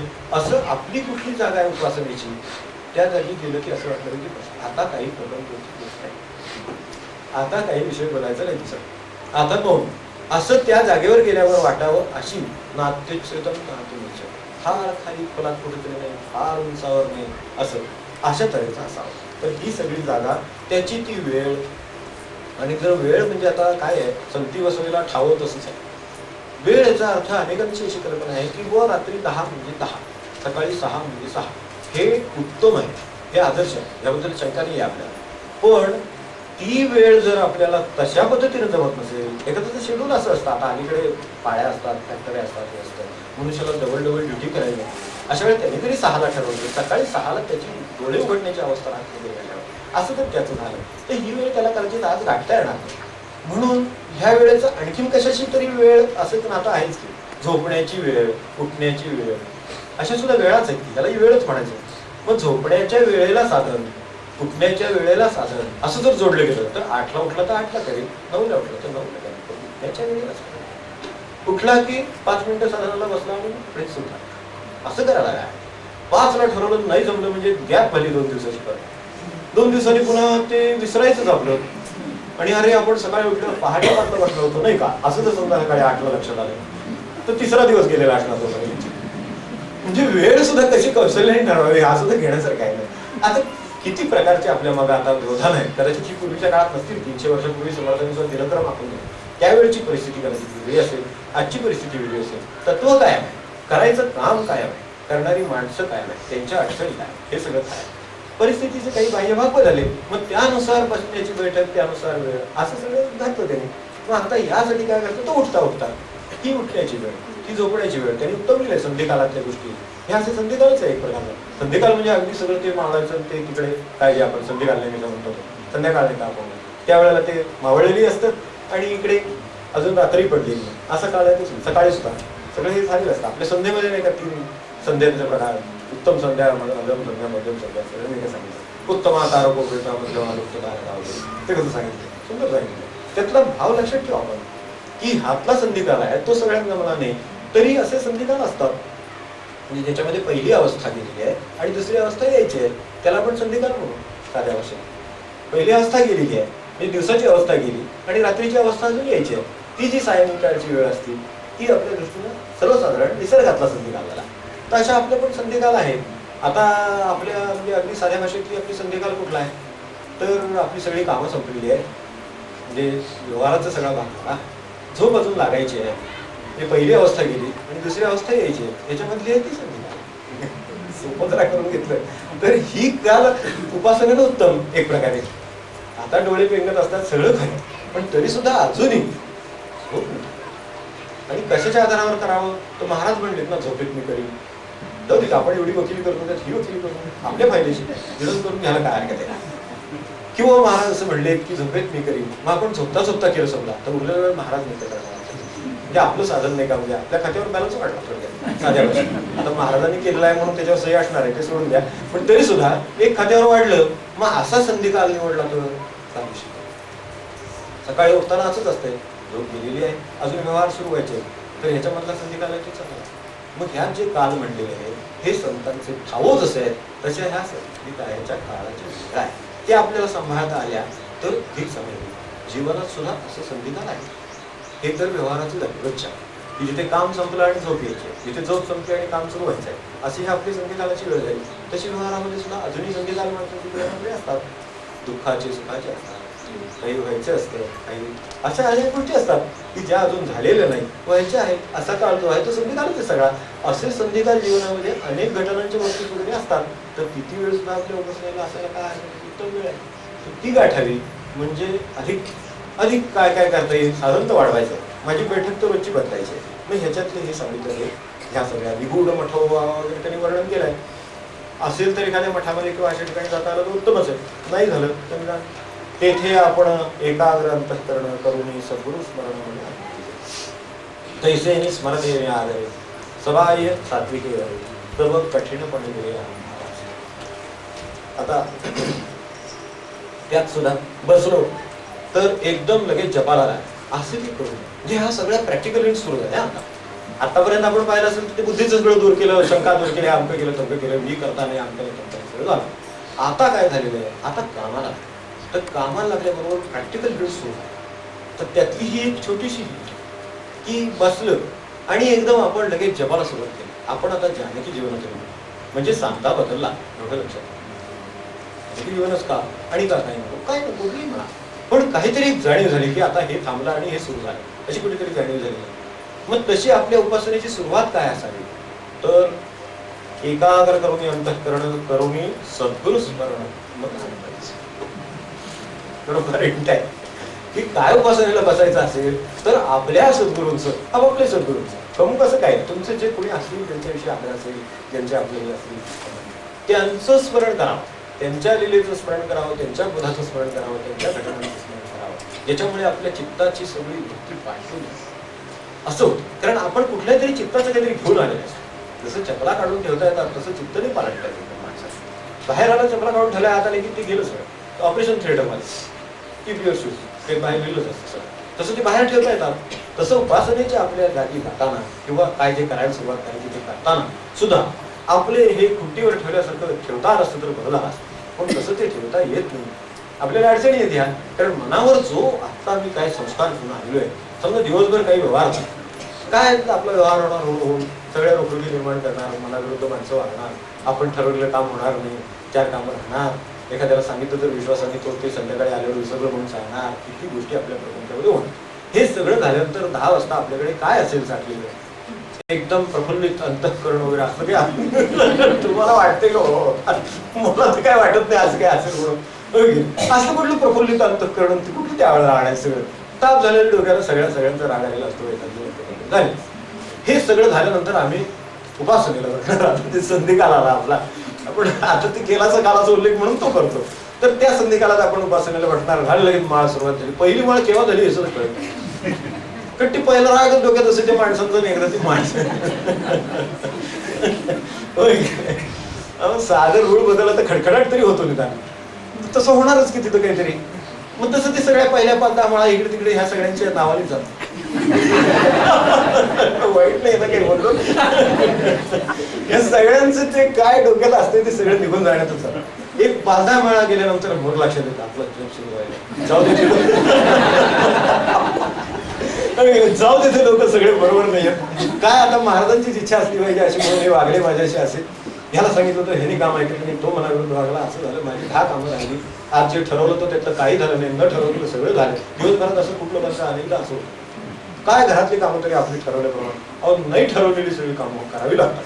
होतात असं नाही, करावी लागतात. आणि जे ठरवलेलं आहे ते आता उद्या करूया असं म्हणून पांघरून ओढायची वेळ दिली जाते. या अवस्थेत त्याने जर त्याच्या जपाला न्यायला सुरुवात केली असली तर काय त्याच्या जपाचं, महाराजांचं, त्या नामाचं काय अत्यंत पवित्र वस्तू आहे. जीवी धरावे भावे, आपण सुरुवातीला समर्थांचा आरोग्य पाहिलं, जीवी धरावे भावे वगैरे सगळं खरंय. हो, गहन दोष दहन गहन पुराण वगैरे सगळं खरं. पण तरी सुद्धा पहिलं माझं नाम घेतलं वाया जाणार नाही. नाम घेता वाया कोणी पुढे जाणार नाही आणि नामही वाया जाणार नाही. पण त्याला जे मिळू शकलं असतं, माझ्या आयुष्यातले 10 सेकंद 1-2 मिनिट काय ती गेलीच नाही. मग त्याऐवजी मी 1 मिनिट 2 मिनिट पॉज घेतला असता आणि काम सुरू केलं असतं तर काय कळलं असतं. तर तो जो पॉज आहे तो त्यांनी सुरू म्हणून एकाग्र अंतःकरण. ठीक आहे, माझं लक्ष लागणार नाही 3 मिनिटं, पण 3 मिनिटं नुसता बसून राहील फार उत्तम साधन आहे. मेडिटेशन लोक त्यावेळी मेडिटेशन करतात. ऍक्च्युली काही करायचं नाही खरोखर म्हणजे मेडिटेशन. लोक मेडिटेशन करतात. कृष्णमूर्तींची व्याख्या बघा. लोक मेडिटेशन करतात म्हणजे काय करतात ते काही मला काही कळलं नाही बाबा. काही तसलं मेडिटेशन येत नाही येत ते सांगण्यात काय. पण एवढं मात्र खरं की त्यात अडचणी आहे की मेडिटेशन करायचं काय असतं. तुम्ही काही करायचं नसतं अशी ज्यावेळेला स्थिती निर्माण होते, करावं असं काही वाटत नाही, करायचं काही उरत नाही, त्यावेळेला जे सुरू होतं ते तुमचं काय काही करायचं असेल तर ऍक्टिव्हिटी इतक्या करतोच की त्यातलीच आणि एक एकावन्नावी ऍक्टिव्हिटी. आणि मग ऍक्टिव्हिटी केल्यावर जसं दमतो तसं ध्यान झाल्यावर दमणार. आणि तू म्हणणार की आता माझं 5 मिनिटं ध्यान, 5 मिनिटं बडबडत होता, आता 5च मिनिटं नाही 15 मिनिटं ऐकून घेत होता असं म्हणतात. 5 मिनिटं बडबडत होता, 15 मिनिटं ऐकून घेत होता, आता 5 मिनिटं त्यानं ध्यान केलं. एका ध्यान असेल. मग हे जे पॉज आहे म्हटला तो एकाग्र करून अंतःकरण काही मला या क्षणाला काही करायचं नाही. ते सगळे वाईट आहेत, चांगले आहेत, बरोबर आगले काय जे फळाचं हे काही लहान मुलांचं चुकलं. त्यांच्या तरी काय मनाविरुद्ध होत नाही असं असते. मोठ्यांचे तेवढं मनाविरुद्ध होतं, लहानांच्या मनाविरुद्ध होत नाही. त्यांच्या तर किती गोष्टी. कारण आपल्याला व्हॉइस म्हणजे तो व्हॉइस तरी आहे काही विचारायला व्हॉइस पण अगदीच लहान असेल. आता रत्ना हा व्हॉइसच आहे पण तरी सुद्धा तो नाही सोडून द्या. पण त्यांना व्हॉइस नसतो त्यामुळे त्यांना तर ते सगळं गप्पच बसावं लागतं. काय मोठे म्हणते ते हातात कुठली सत्ता नाही, काय नाही, पैसा नसते, काय नसते, सगळ्यांचं ऐकून घ्यायला. अभ्यासाला बस म्हणलं बसायला तू म्हणलं खेळायला जा. आणि ते तर सगळे सुधारायलाच बसले असतात बाकीची माणसं. तुझी ही खेळायची वेळ, तू आता इथं बसून खेळायला त्याला खेळायला जाईल.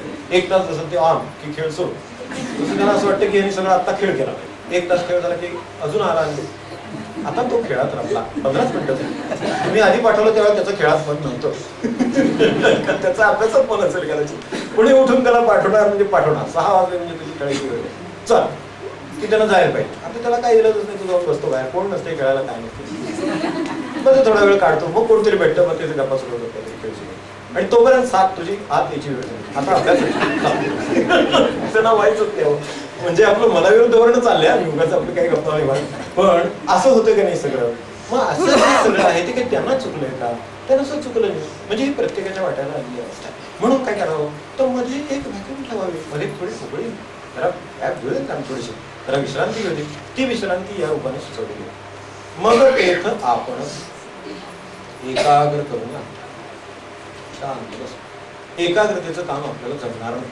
मी तर म्हणतो ठीक आहे आपण आपल्या पातळीवर येऊया, खाली वर खूप आहे. एकाग्रता जमणार नाही म्हणून तो मुलांना एकाग्रता. किती जणांचा एकाग्रतेचा प्रश्न आहे. मुलांचा सगळ्यात मोठा आहे.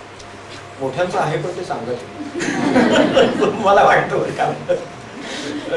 किती छान जेवण झाला वगैरे सांगतात. काय झालं ते कोणाला नाही त्यांचं. पण मुलं तर सांगतात की आमचा एकाग्रतेचा प्रश्न आहे. मुलं सगळं असतात, मुलं सांगून टाकतात. तर तसं त्यांना एकाग्रतेचा प्रश्न आहे तर आपल्याला एकाग्रता करायची जमणार नाही. वर असेल ती खूप. पण त्याच्या आधी काय असेल तर मला शांत प्रश्न जमेल. शुचोपदेश प्रतिष्ठापते सांगितलं सुरुवातीला तर त्याची एक जागा असेल त्या ठिकाणी त्यांनी शांत बसलेलं आहे. लोकांचं उगाच लक्ष वेधणार नाही, आपलं कोणाकडे लक्ष जाणार नाही. अशा तऱ्हेची जागा गाठून ती मूल समजा घरात किंवा आपण समजा घरात आपल्या घरी बसलो तर बसलं की एकाग्र करून अंतर. आता इथे एकाग्रता नाही जमली तर काय करावं. नुसतं अंतर करणं. आपल्या स्वतःशी आपण आहोत. काही उद्योग काही नाही, जग सुद्धा नाही, नाम सुद्धा नाही. शांत बसलो. नाम घ्यायचंच आहे पण नामाला काही पूर्वतयारी आहे. ती तयारी मी करतो की मी शांत बसलो. आता मला काहीतरी म्हटलंय बघा, करू मी सद्गुरु स्मरण अनुभवी. खरं सद्गुरु स्मरणाची सद्गुरूंचाच अनुभव घ्यायचा मनामध्ये. पण एवढं नाही जमलं तर स्वतःचा तरी अनुभव घ्या. स्टेईंग विथ वनसेल्फ इज ना ती कठीण विद्या आहे. माणसाला जर काही सगळ्यात कठीण न जमणार असं काही असेल तर स्वतः बरोबर राहणं हे सगळ्यात जमणार. आपण म्हणतो ना व्यवहारामध्ये की ह्या माणसाबरोबर राहणं म्हणजे तपस्या. म्हणजे आपल्या प्रपंचाचं सगळं काय माणूस आहे त्याच्याबरोबर म्हणजे संसार करायचा वगैरे ते सगळं आता तुम्हाला माहिती पाहिजे. तर मीच करू जाणे वगैरे तर ते त्या माणसाबरोबर राहणं अत्यंत कठीण आहे असं आपण म्हणतो. ऑफिसमध्ये नाही का, हा बापरे हे साहेब आले झाला आता कल्याण, यांच्याबरोबर आता 2 वर्ष काढायची म्हणजे खूप कठीण काम असं आपल्याला वाटतं. म्हणजे त्या माणसांच्या बरोबर राहण्यात काय अडचणी हे आपल्या चित्ताला हे आपल्या लक्षात आलेलं असतं. तर तसंच हे फार सोपं वाटेल इतकं कठीण जर काय असेल तर स्वतः बरोबर राहणं आहे. स्वतः जसे आहोत काहीही त्याच्यातल्या काही बिल्डिंग काही बदल काहीही न करता जसे आहोत तसे आपल्या स्वतःचे राहता किती कठीण आहे. आणि तेच वेळ पुढे येते म्हणून म्हातारपण कठीण आहे. मग कोणाला तरी ठरवून ठेवावं असं वाटतं. जाता येताना हाका मारतात म्हातारी माणसं, जाता येताना उगाच हाका मारतात. काय विचारलं समजा काय काम आहे का, काय नाही तर काय नाही, तर मला कशाला बोलत, त्याला एकट्याला राहता येत नाही. अडचण, त्याची अडचण समजून घ्यावं, कदाचित आपल्यावरती येईल. असा अभ्यास केला तर नाही येणार. छान झाले सगळे आपापल्या कामात आहेत ते, मला माझ्याशी राहायला फार चांगली संधी आहे असं वाटेल. ते आपले आहे चिंतन क्षण, ते ज्यांनी योग्य पद्धतीने घालवलं असेल त्याला ते योग्य पद्धतीने घालवता येईल म्हातारपण. तर त्यावेळेला ते जमावं म्हणून स्वतःशी राहण्याचा जो अभ्यास आहे ते म्हणजे हे एकाग्र अंतःकरण आपल्या दृष्टीनं साधं खाली घेतलंय, ते जरा वर आहे ते खाली आणलं आपण आपल्यासाठी, की एकाचीच ते अंतःकरण आता आहे, एका जवळच आहे, म्हणजे माझ्या जवळ आहे. काय होतं माणसाला असं वाटतं आता बसलोच आहे तर मग एखादी ओळ वाचूया काय, पुस्तक वाचूया का, अमुक करूया का, टेपच ऐकू का, भजनच ऐकू का, अमुक करू का, हे सगळं जे आहे ना तेच नको, काही नाही. Just be with yourself. किती मिनिटं चालेल, पण 3 मिनिटं खूप लांब वाटतं. ज्यावेळेला आपण ती मोजायला प्रत्यक्ष सुरुवात करतो त्यावेळेला असं लक्षात येतं 5 मिनिटं. आपण मुलाला किती चटकन सांगतो, जरा स्वस्त वेच कार्ट्या वगैरे पुढे काय म्हणायचं असेल ते आपलं ते काय ठरलं असेल, पण जरा जाग्यावर बसत नाही म्हणतो आपण, होय की. पण ते जाग्यावर बसणं खूप कठीण असतं. ते मोठ्याने जाग्यावर बसलं तरी त्यांना कळेल. जाग्यावर बसत काही करायचं नाही, काय कोणाच्यात लक्ष घालायचं नाही, ते काय करताय ते भाव ते करू द्या, ते काय निर्णय घेताय ते घेऊ द्या. सगळं असं जर असेल तर, जर स्वतःशी राहायचं असेल तर ते खूप कठीण असतं. कारण बोलल्याशिवाय हवं की माणसाला. समोर 2 माणसं बोलतात आणि सर्वसाधारणपणे ती चुकीचं बोलत असतात, त्यामुळे आपल्याला वाटतं ते चुकीचं बोलत वाटतं. त्यामुळे असं वाटतं की ह्यांना एकदा सांगावं बरोबर काय, की झालं उर्मी आली गेला तिकडे. तर तसं इथं अलाउड नाही. 3च मिनिटं आहेत. मी त्याचं वर्णन एवढ्यासाठीच करतोय की ती अत्यंत महत्वाची मिनिटं आहेत. पुढे कदाचित जग फार सोपं असेल, सहज असेल, कारण तो आता सहज पातळीवर सुरू झाला, तो आवाज चालेल. इथे पुढे शब्द वापरलाय सहज येऊ असं म्हटलंय शब्द, आपण जाणार. तर तो त्याची जी 3 मिनिटं आहेत किंवा 5 मिनिटं आहेत आपण ठरवून घेऊया आणि बस ते 5 मिनिटात. आता या 5 मिनिटात जे मिळवलंय तेच आपल्याला पुढे उपयोगी पडणार आहे. काहीही मी केलं नाही, माझ्या विरुद्ध माझ्याप्रमाणे माझं कसं बरोबर होतं वगैरे काहीही सांगितलं नाही मनाला. काय नाही, ते जसं आहे तसं बघत बसलो तर काय चित्रपट आज चाललाय याची कल्पना नाही. एरवी तो चित्रपट बघायला सवडत नाही असं आहे. आणि मग तो कधीतरी एकाकी राहिला म्हणजे दिसायला लागतो. म्हणून मग टीव्ही लाव, हे कर, ह्यांना फोन कर, त्यांना फोन कर, तुम्ही सोबतीला येता का, मी तुमच्याकडे येऊ का, तुम्हाला सवड नसली तर, हे सगळे जे कार्यक्रम आहे तो ही 3 मिनिटं न मिळाल्यामुळे झालेला आहे. ही त्याची व्यवहार आहे. म्हणजे मोठं काम आपण करतोय आयुष्यातला असं समजायला हरकत नाही. त्याची सुरुवात काय तर एकाग्र करून, आपल्याची एकाग्र. काय चित्र दिसेल ते चित्र आपल्याला लक्षात येईल की ते खूपच चांगलं आहे, वाईट आहे असं नाही, चांगलं नाही वाईट, जसं चित्र आहे तसं. आपल्याला पाहताना पहिल्यांदा अवघड वाटतं, पण नंतर नंतर ते स्पष्ट होत जातं काय चित्र आहे कशात तुम्हाला. ही 5 मिनिटं गेली की मग करुणी सद्गुरु स्मरण अनुभवायचे. मग तैसे स्मरते आदरी सभाये सात्विके म्हणे जाऊ. मग आपल्या त्या जपानंतर जे काय जप ठरला असेल, काय आपला कार्यक्रम ठरला असेल, उद्योग काय ध्यानाचा उद्योग आहे वगैरे, तर तो सुरू करावा. ही गॅप मधली ती आपण आवश्यक करी म्हणजे हे पुढचं तत्रैकाग्रम मनः. ते चंचल आहेच, फक्त ते चंचल आहे ही मी पाहणारा स्थिर व्हायला. त्यात अडचण तात्विक दृष्ट्या काय मनाला स्थिर करायला वगैरे जाऊ नये. काही लोकांचा तो कार्यक्रम असतो मेडिटेशन मध्ये, एका ह्याच्यावर मी एकाग्र होतो. कशावर तरी एकाग्र तुम्हाला कसं होऊ देणार नाही हे त्याचा पण आहे. विसरून मनाचं पण आहे तुम्हाला एकाग्र होऊ द्यायचं, हा त्याचा पण आहे. आणि आपण त्याच्या विरुद्ध तलवार घेऊन लढायला निघाले की तो शत्रू सुद्धा दिसत नाही. त्याच्या विरुद्ध किती मोठी कसली जरी तलवार आणली असली तर तिचा काय उपयोग होत नाही असं आपण लक्षात ठेवूनच जा. म्हणजे तिथे काय चालेल तर तिथे हे चालेल की ते एकाग्र होत, ते चंचल आहे, ते आपल्याला आहेच पुढे. तर ते चंचल आहे, हे सगळं आहे, पण आता ते चंचल आहे हे मी पाहतो, शांतपणे पाहतो. मी ते 5 मिनिटं पाहू शकतो, कदाचित मी ते सगळं दिवसभर सुद्धा पाहू शकतो. म्हणजे मग त्याचा जोर असा, मी तेच असल्यानंतर जोर आहे त्याचा, मी बाजूला असल्यानंतर जोर नाही त्याचा. मी भांडणात समजा तर मला काही नाही करता येत. I am carried away. काय मनुष्य बोलेल, काय शिवाय देईल, काय हातवारी करेल, काही सांगता येत नाही, कारण तो भांडणात आहे. 2 लोक भांडतायत आणि हा पाहतोय, तर त्याच्या हातात शस्त्र बसावं, काय करावं यात हस्तक्षेप करावा का नाही हे सगळं त्याच्या हातात आहे. किंवा ज्यावेळी तो बाजूला असेल तेव्हा तो बाजूला राहण्याची ही प्रक्रिया.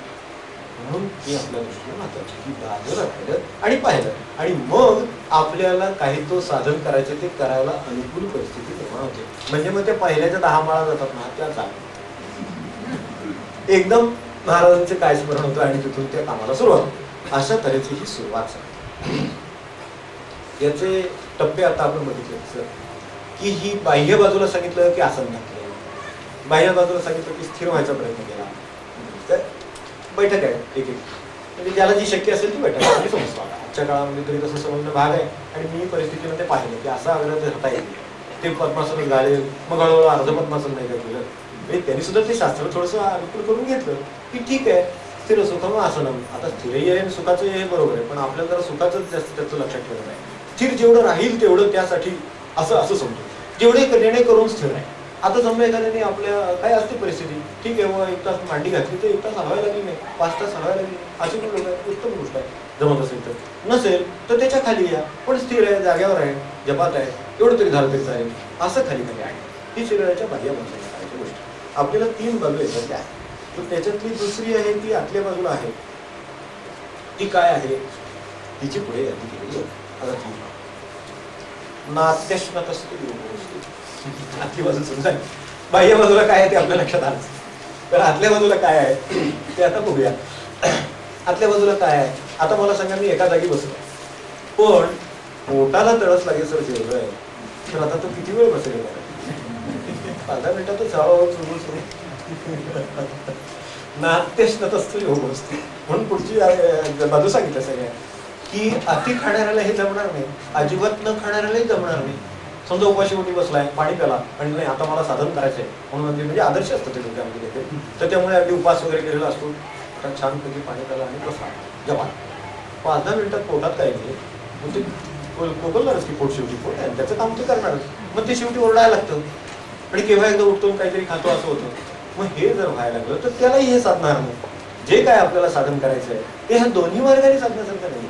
म्हणून नाट्यश्नत असते म्हणजे जो रसनेंद्रियांचा अंकिला त्यालाही हे जमणार ज्यांनी समजा अति खाल्लेले त्यालाही जमणार नाही जो उपाशी राहिलेला आहे त्यालाही जमणार नाही. अनश्नतः दोघांनी जमणारी ही गोष्ट नाही. म्हणून त्याला युक्ताहार विहार म्हणजे त्याला पुढे किती तास जपाला बसायचं 3 तास बसायचं 3 तास त्याचं टिकून राहील जप. आसन सुद्धा मी म्हणतो जे स्थिर राहू शकत असेल ते आसन समजा जे सुखाचं होत असेल ते आसन तो आराम खुर्चीवर बसू द्या काय प्रश्न नाही. पण आराम खुर्चीत का होईना पण 3 तास त्याला ते बसता येईल किंवा निदान आपल्या भाषेमध्ये आपण फिरून जप करतो पण जपात राहता येईल. स्थिर राहणं म्हणजे माझ्या दृष्टीने जपात राहणं ठीक आहे. आपले साधं आपण नामापुरतं बोलतो तर नामापुरतं बोललो तर नामात राहता येईल 3 तास. आता 3 तास त्याला नामात राहायचं असेल तर त्याला किती खावं लागेल ते त्याचा युक्ताहार.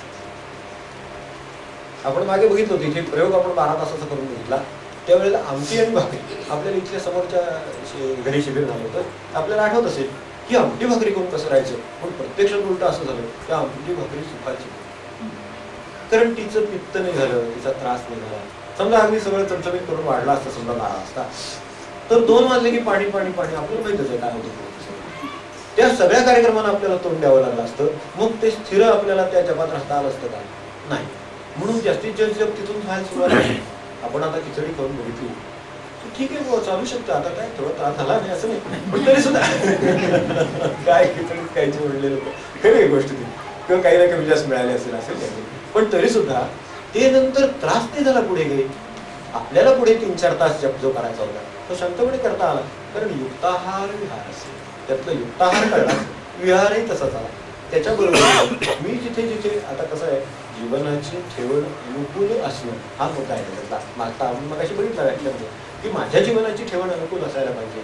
तर मला सांगा हा काय चौकात जाऊन सगळी चित्रण जाहिराती बघून जपाला येऊन बसला तर काय त्याची एकाग्रता युक्ताहार विहार असेल तर विहार त्याला काय काय करायचंय कुठे करावा तर विहार अशा ठिकाणी करावा की जेणेकरून माझं जपाचं असं बिघडणार नाही माझं जपाचं लक्ष बाजूला जाणार नाही किंवा मला काय 2 तास घालायचे ते घालता येतील अशा तऱ्हेची त्याची बैठक त्याला निर्माण करता येणं हे त्या विहारावरचं हे विचार नाही का त्याच्यावरचा म्हणजे युक्ताहार झाला युक्तविहार झाला. हे बाहेरचे सगळे घटक झाले त्याच्याबरोबरीनं आतल्या शरीराची पण काळजी सुरू झाली. आता आतल्या बाजूला ज्या यंत्रणा आहे त्याला कुठला ताण त्यामुळे पडत नाही. तुम्ही बघा कमी खाल्लेला मनुष्य ताकद देऊ ठीक आहे, पण तरी तो शांत असतो. पुढे 4-5 तास त्याला 4-5 तास दिले की अगदी सहजपणे भूक लागते, फार त्याला काही कालकाला त्रासाचं होत नाही. अशा तऱ्हेची ज्याच्या ओठ्याची ज्याच्या त्याच्या शरीराची जी काही परिस्थिती असेल ती आपण समजू ती स्वतःला हुडकून काढता येते. सर्वसाधारण काय की त्यांनी सांगितलेलं इथं, पण तरी सुद्धा. दुसरं, निद्रेसी जीवी विकिला युक्त स्वप्नावबोधस्य, झोप यायला लागते. त्यांनी कितीतरी साधन पुरतं एकंदरीत असं म्हणतात. तर त्यांनी त्याच्या हा मार्ग सांगितले की का निद्रेसी जीवे विकिला, तो नाही येथ म्हणे त्याला अधिकारी आहे.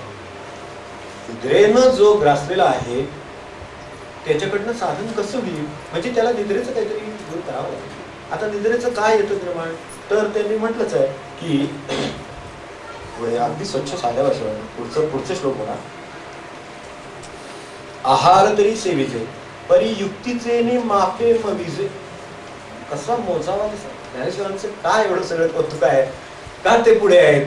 तर आपल्याला असं वाटेल की ह्यांनी काही व्यवहारातलं हे सगळं परमार्थ सांगतात. व्यवहारातलं काय, व्यवहारातलंच बरोबर सांगितलेलं आहे की आपण ज्या वेळेला स्वयंपाक करतो त्यावेळेला मला स्वयंपाक करायचा तर आता वय 5 माणसांचं करायचं आहे, काय भात टाकायचं 5 माणसांचं, तर मग किती मापटी टाकावा, 2 मापटी टाकावा. तर मनुष्य 2 मापट्याचं मोजून घेतो मापट्या. तर मला साधन करायचं आहे तर मी आहार मोजून कसा घ्यावा. व्यवहाराने मनुष्य स्वयंपाक करताना मोजून घालतो, रोजचं माप आहे त्याचं. 3 माणसांचं 5 माणसांचं स्वयंपाक आहे, 8 माणसांचा स्वयंपाक, तर त्याचे ते ठरलं असतं की ही डाळीचं माप, तर ते 2 वाट्या टाकायच्या त्याला होत असतं बरोबर. ते जसं मापून मनुष्य घेतो, तर त्याला जर सगळं हे करायचंय प्रत्यक्ष, तर कुठून सुरुवात केली. आहार तरी सेविजे पण युक्तीचे नि मापे बस. म्हणजे असं नाही म्हटलं की तुम्ही 200 ग्रॅम खा. हो, प्रत्येकाची प्रकृती आहे.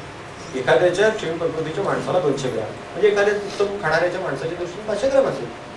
म्हणून त्यांनी ग्रॅमने सांगितले, युक्तीचे आणि मापे सांगितले. कोणत्या मापाने आहार मोजावा, युक्तीच्या मापाने मोजावा. त्याचं बरोबर आहे.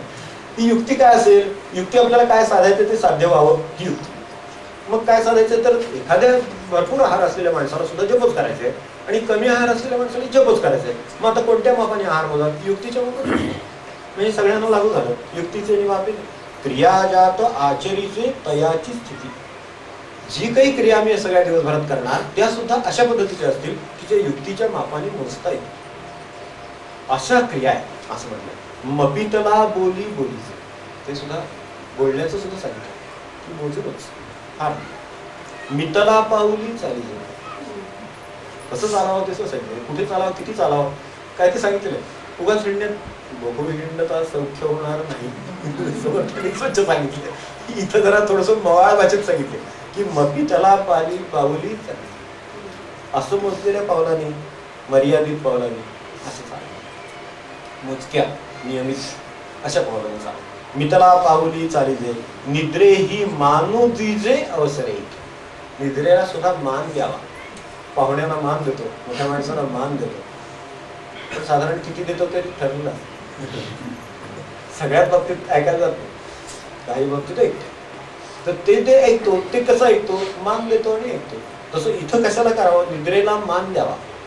निद्रेचा मान मोडला म्हणजे मग आपलं काय होतं की माहिती, ते नाही का एसटीत चालणार आपल्या शेजारच्या माणसाचं डोकं घेऊन बसावं लागतं. काय मोडला असेल, निद्रेला मानून त्यांना दिला नाही म्हणून आपल्याला आपला म्हणजे आता कांदा म्हणत नाही मी, पण वेगळंच व्हायचं काहीतरी तसं नाही, पण त्याला निदान आपल्याला त्याचा भार सहन करावा लागतो. शेजारच्या माणसाला हो कोण बसला असेल त्याला असं होतं की नाही एसटीत, ते बघतो आपण. तर तसं ती माणसं आपल्या निवांत तिथे डोकं ठेवून झोपी जातात. मग असं काहीतरी होतं कारण त्यांनी निद्रेला मान दिला नाही, त्याचा त्रास होतो. मग तसं काही करू नये, निद्रेला मान द्यावा. एकदा जर निद्रेला मान दिला असला तर ती दिवसभर तुम्हाला त्रास देत नाही. आता सांगणारा कंटाळवाणा असला आमच्यासारखा तर इथे सुद्धा निद्रा ती सोडून द्या, ती जरा एक्सेप्शन आहे. आपल्या व्यवहाराची आपण बघूया सगळी. तर त्याचं काय होईल, तर त्याच्या दृष्टीने एवढं होईल की त्यांनी एकदा त्याला मान दिलेला आहे, त्यामुळे एकदा तिला ती दिशा घातली म्हणजे जसं तो पुढे जातो. आपण परवा बघितलं ना त्यांचं अवधूत महाराजांच्यावर विषय चालला होता. तसंच हे आहे की त्याला समजा दारावर तो मनुष्य ओरडतोय तर आपण जर त्याला समजा काय एक भाकरी द्यायची का काय द्यायचे काय द्यायचे ते एकदा दिलं की तो नाही थांबत, तो जातो पुढे. तसं निद्रेला जर मान दिला तर ती पुढे जाते, मग आपल्याला त्रास देते. तर आपल्याला का त्रास देते, आपण तिला मान नाही दिला. तिची अपेक्षा आहे 7 तास झोपावं, त्याची अपेक्षा आहे 3 तास द्यावे, काय ते असेल आपलं आपलं माप प्रमाण असेल तर ते आपण देत नाही. म्हणून मग आपल्या निरूपणात आपल्याला म्हणजे निरूपणात असं म्हणलं एकत्रित कुठे ऑफिसमध्ये सुद्धा जमलीत नाही का असं. तर हे जर सगळं असं आहे तर आपण काय करावं तर माप त्याचं ठेवावं. आणि निद्रे ही मानू दिवसे अवसर आहे सारखं आपलं मान द्यायचं म्हणून जर आपला तसंच नाहीतर आपला मानच नाही सोडला निद्रेला तर त्याला ऑफिसलाही सवड नाही, अभ्यासालाही सवड नाही आणि कशालाच नाही तर या परमार्थालाही नाही. मग असं नको. म्हणून त्यांनी कितीही व्यवहाराचं सांगितलं असेल मितला बोली बोली मितला पाऊली चाली निद्रे ही मानू दिजे अवसर आहे की जागणे जरी झाले. हे अगदी उत्तमच आहे. जागायची वेळ ज्यांना वेळ येते त्यांच्यासाठी तर उत्तमच. जागणे जरी किती साध्या भाषा पण ज्ञानेश्वरी कळत नाही लोक म्हणतात, पण बघा आता ह्याच्यात काय आपल्याला कळत नसेल बघा. जागणे जरी झाले तरी व्हावे ते मितले. जागायची जरी वेळ आली तरी सुद्धा थोडंसं जागावं, जेवढं काय गरज आहे तेवढं. सांगायचं फारसा आपला अधिकार नाही सोडा, पण मुळात त्यांचं म्हणणं बरोबर आहे हे सांगायचं असतं. कारण एकच आहे, कारण त्यांचं म्हणणं पुढे सांगितलं ते फारच आरोग्याच्या संबंधाचं आहे. म्हणजे येतुलेनी धातू साम्य संचले असेल सुखे. त्यामुळे शरीरातलं साम्य टिकून राहतं. तुमच्या आजार होतात म्हणजे काय करायचं असाम्य झालं कुठेतरी आपल्या दृष्टीने आहेच किती त्या तुमच्या पॅथिकचं म्हणणं हेच आहे मुळामध्ये. होमिओपॅथीचं म्हणणं सुद्धा आहे किंवा तुमच्या आयुर्वेदाचं म्हणणं सुद्धा आहे की त्या कफवात पित्तामध्ये कुठेतरी बिघाड झाला म्हणजे माणसाला विकार उत्पन्न झाले. म्हणजे काय झालं असेल तर हे झालं नसेल जागणे जरी झाले तरी ते भावे मिळाले. म्हणजे माणसाला जागायला लागणार नाही असं त्यांना वाटत नाहीये. म्हणजे किती आपल्यासाठी सोय केली. अजिबात जागायचं नाही कोणी असं नाही म्हणले, अजिबात झोपायचं नाही कोणी असं नाही म्हणले, सारखं झोपून राहायचं असंही नाही म्हणले. तुम्हाला सगळी परिस्थिती काय जी वाटायला येईल ती त्यांनी विचारात घेतलेली आहे आणि त्याप्रमाणे निद्रेला मानू द्या म्हटलं. जागणे जरी झाले तरी व्हावे ते मिळाले. येतुलेनी धातू सामने असे सुखे ऐसे युक्तीचे नि हाते जै इंद्रिया बोटीचे म्हणते ते संतोषाशी वाढते मनाची आपोआप. याच्यात काही जास्त करायला गेलं की असंतुष्टता पूर्ण होते, शरीरातलं साम्य बिघडतं आणि मग माणसाला असं एकंदरीत बाहेर युक्तीची मुद्रा पडे. आता हे बाहेर अर्थ सुद्धा बाहेर युक्तीची मुद्रा ही सगळी आपल्या जीवनाला लावलेली एक प्रकारची शिस्त आहे. ही जर समजा वेळेत माणसाच्या लक्षात आली असेल तर त्याच्या आयुष्यात त्याला भगवंत दूर नाही. इतकं सोपं जर त्यांनी आपल्याला करून दिलं आहे. म्हणून म्हटलं 6वा अध्याय हा प्रत्यक्ष आपल्या दृष्टीने काय करायचं जसे ऍक्शन पॉईंट्स असतात तसे ऍक्शन पॉईंट्स आहेत की आता ही सगळी पॉलिसी ठरली की आपली कंपनी आपल्याला अमुक ठिकाणी टर्नओव्हर न्यायचं आहे. हे बरोबर. आता काय करू ते सांगा. उद्या सकाळी उठलं की 8ला अमुक काम करा असं म्हटल्यासारखं आता ऍक्शन पॉईंट्स होतात. तर ते हे सगळे ऍक्शन पॉईंट म्हणून इतक्या बारीक सारीक गोष्टीबद्दल बोलले. बाहेर युक्तीची मुद्रा पडे. शरीराला बाहेरून काय करायचं ते सांगितलं. आतल्या बाजूने काय करायचं ते आहारासारखी गोष्ट आज जाते ती आतल्या इंद्रियांची सगळी यंत्रणा सांभाळते. झोप झाली तरी सुद्धा आज तिचं सगळं वर्किंग आहे, तिकडे मेंदूला विश्रांती आहे, अनेक गोष्टी त्याच्यावर अवलंबून आहेत आपल्या. तर त्या सगळ्या कशा असाव्यात त्या आपल्या बाजूने सांगितलं. शरीराची बाहेरची बाजूची काळजी घेतली, मग आतल्या बाजूची काळजी घेतली आणि मग सगळ्या तिसरं जे व्यक्तित्व आपलं राहतं ज्याच्याबद्दल आपण बोललो त्या व्यक्तित्वाची काळजी हे जे दिसत मग त्याच्यासाठी काय सांगितलं. त्याच्यासाठी बऱ्याच गोष्टी सांगितल्या. आता हे जाता जाता काय सांगितलं ते बघून मग पुढे म्हटलं तर बाहेर युक्तीची मुद्रा पडे तब आतू सुखच वाढे तेथे सहजेची योगू घडे नाभ्यास. कुठलाही अभ्यास न करता वेगळा योगाचा माणसाकडे योग त्याच्याकडून घडे तो योगी होईल. आता जी यादी सांगितली ती सगळी आपण समजा डोळ्यासमोर ठेवू आणि आपला दिनक्रम आखला तर मला सांगा की तो योगी ज्या अर्थाने योगी लोक योग करतात वगैरे ब्रह्मचारी वगैरे ज्या अर्थाने आपण आज योग त्याला म्हणतो किंवा फार मोठ्या योग क्रिया वगैरे करणारे लोक असतील तर ते जाऊ द्या. आपण आपल्या जीवनामध्ये ज्या काही ठेवणीमध्ये राहतो त्या ठिकाणी त्याची जर ही सगळी बैठक हे सगळं वागणं जर असं तरी तो काही ठरवायला जाईल तर त्याला नाभ्यासिता योग. अभ्यास योगाचा कुठलाही क्लासला कशालाही न जाता कुठलंही त्याचं पुस्तक न वाचता कुणाकडे न जाता त्याला घातल्या जागी योग घडेल असं त्यांचं म्हणणं. सहजेची योग घडेल या अर्थाने याला सहज योग इथे हा शब्द आलेले आहे. सहजची योग अत्यंत सहजपणे त्याला घरात बसून योग घडेल आणि हा भगवंताकडे जाण्याचा पहिला टप्पा त्याने पार केला की या सगळ्या बैठकीवरच त्याला भगवंताकडे जायचं. त्याची बैठक त्याला तो आणायचा आहे ना इथे जसा देव्हारा ठेवला पहिल्यांदा आपण बघितल्याप्रमाणे मग तिथं स्वच्छता केली सगळी यायचा मार्ग स्वच्छ केला त्यांना यायचा. त्यासाठी आपली आता ती वृत्तीच सुरू झाला आता पुढे की भगवंत आत यायला पाहिजे म्हणून नुसता देवारा ठेवून चालत नाही, नुसती स्वच्छता करून चालत नाही, बरोबर आहे. याच्या बाहेर अजून सुद्धा काहीतरी करावं लागतं, तेव्हा तो आत येतो.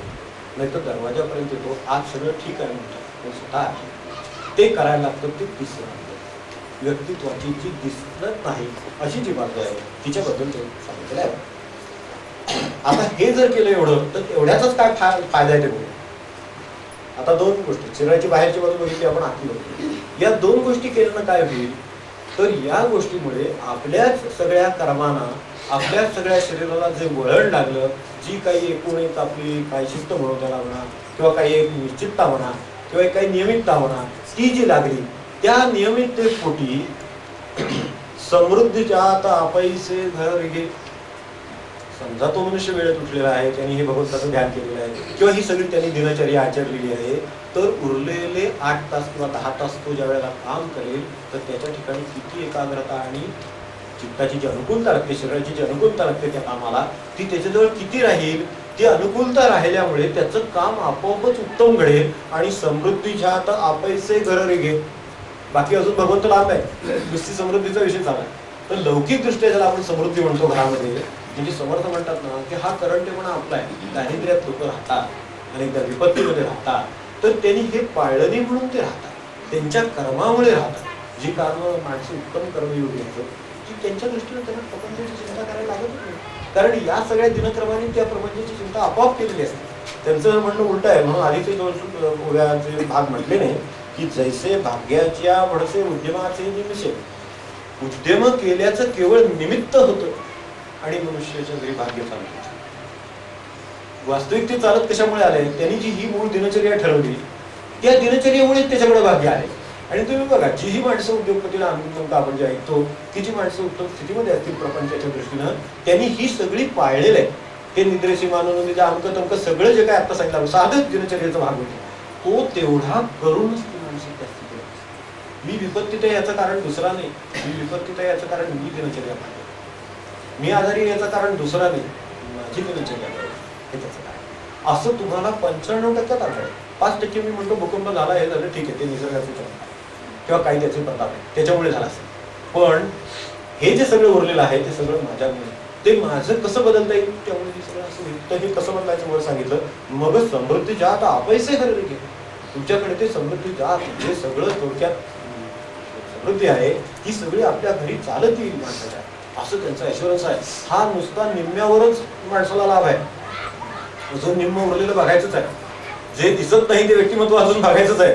तर हे दिसतंय त्याच चाललंय, फक्त शरीराचंच चाललंय, बाहेरचं शरीर आणि आतलं शरीर असं म्हणून. तर जैसे भाग्याचे वड, भाग्याचा उदय झाला माणसाच्या जीवनामध्ये म्हणतात, त्यांचा आता भाग्योदयाचा काळ, त्यांचा भाग्योदयाचा काळ आला नाही, त्यांनी कष्ट बरोबर केले, ते केल्यामुळे त्यांच्या जीवनामध्ये.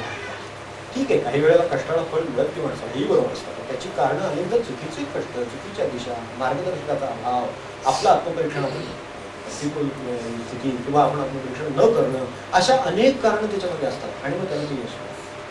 आपण म्हणतो त्याला की ते माझा काळच त्याचा काळच नाही, त्याच्यामध्ये मुख्य कारण हे. आता ते त्याला बुद्धिवंताने वगैरे आपल्या दृष्टीने विषय नाही, पण मुळात हे सगळं घडतं म्हणून ते घडतं. तर त्यांचं म्हणणं एवढं दुरुस्त करा, इकडे समृद्धीचं.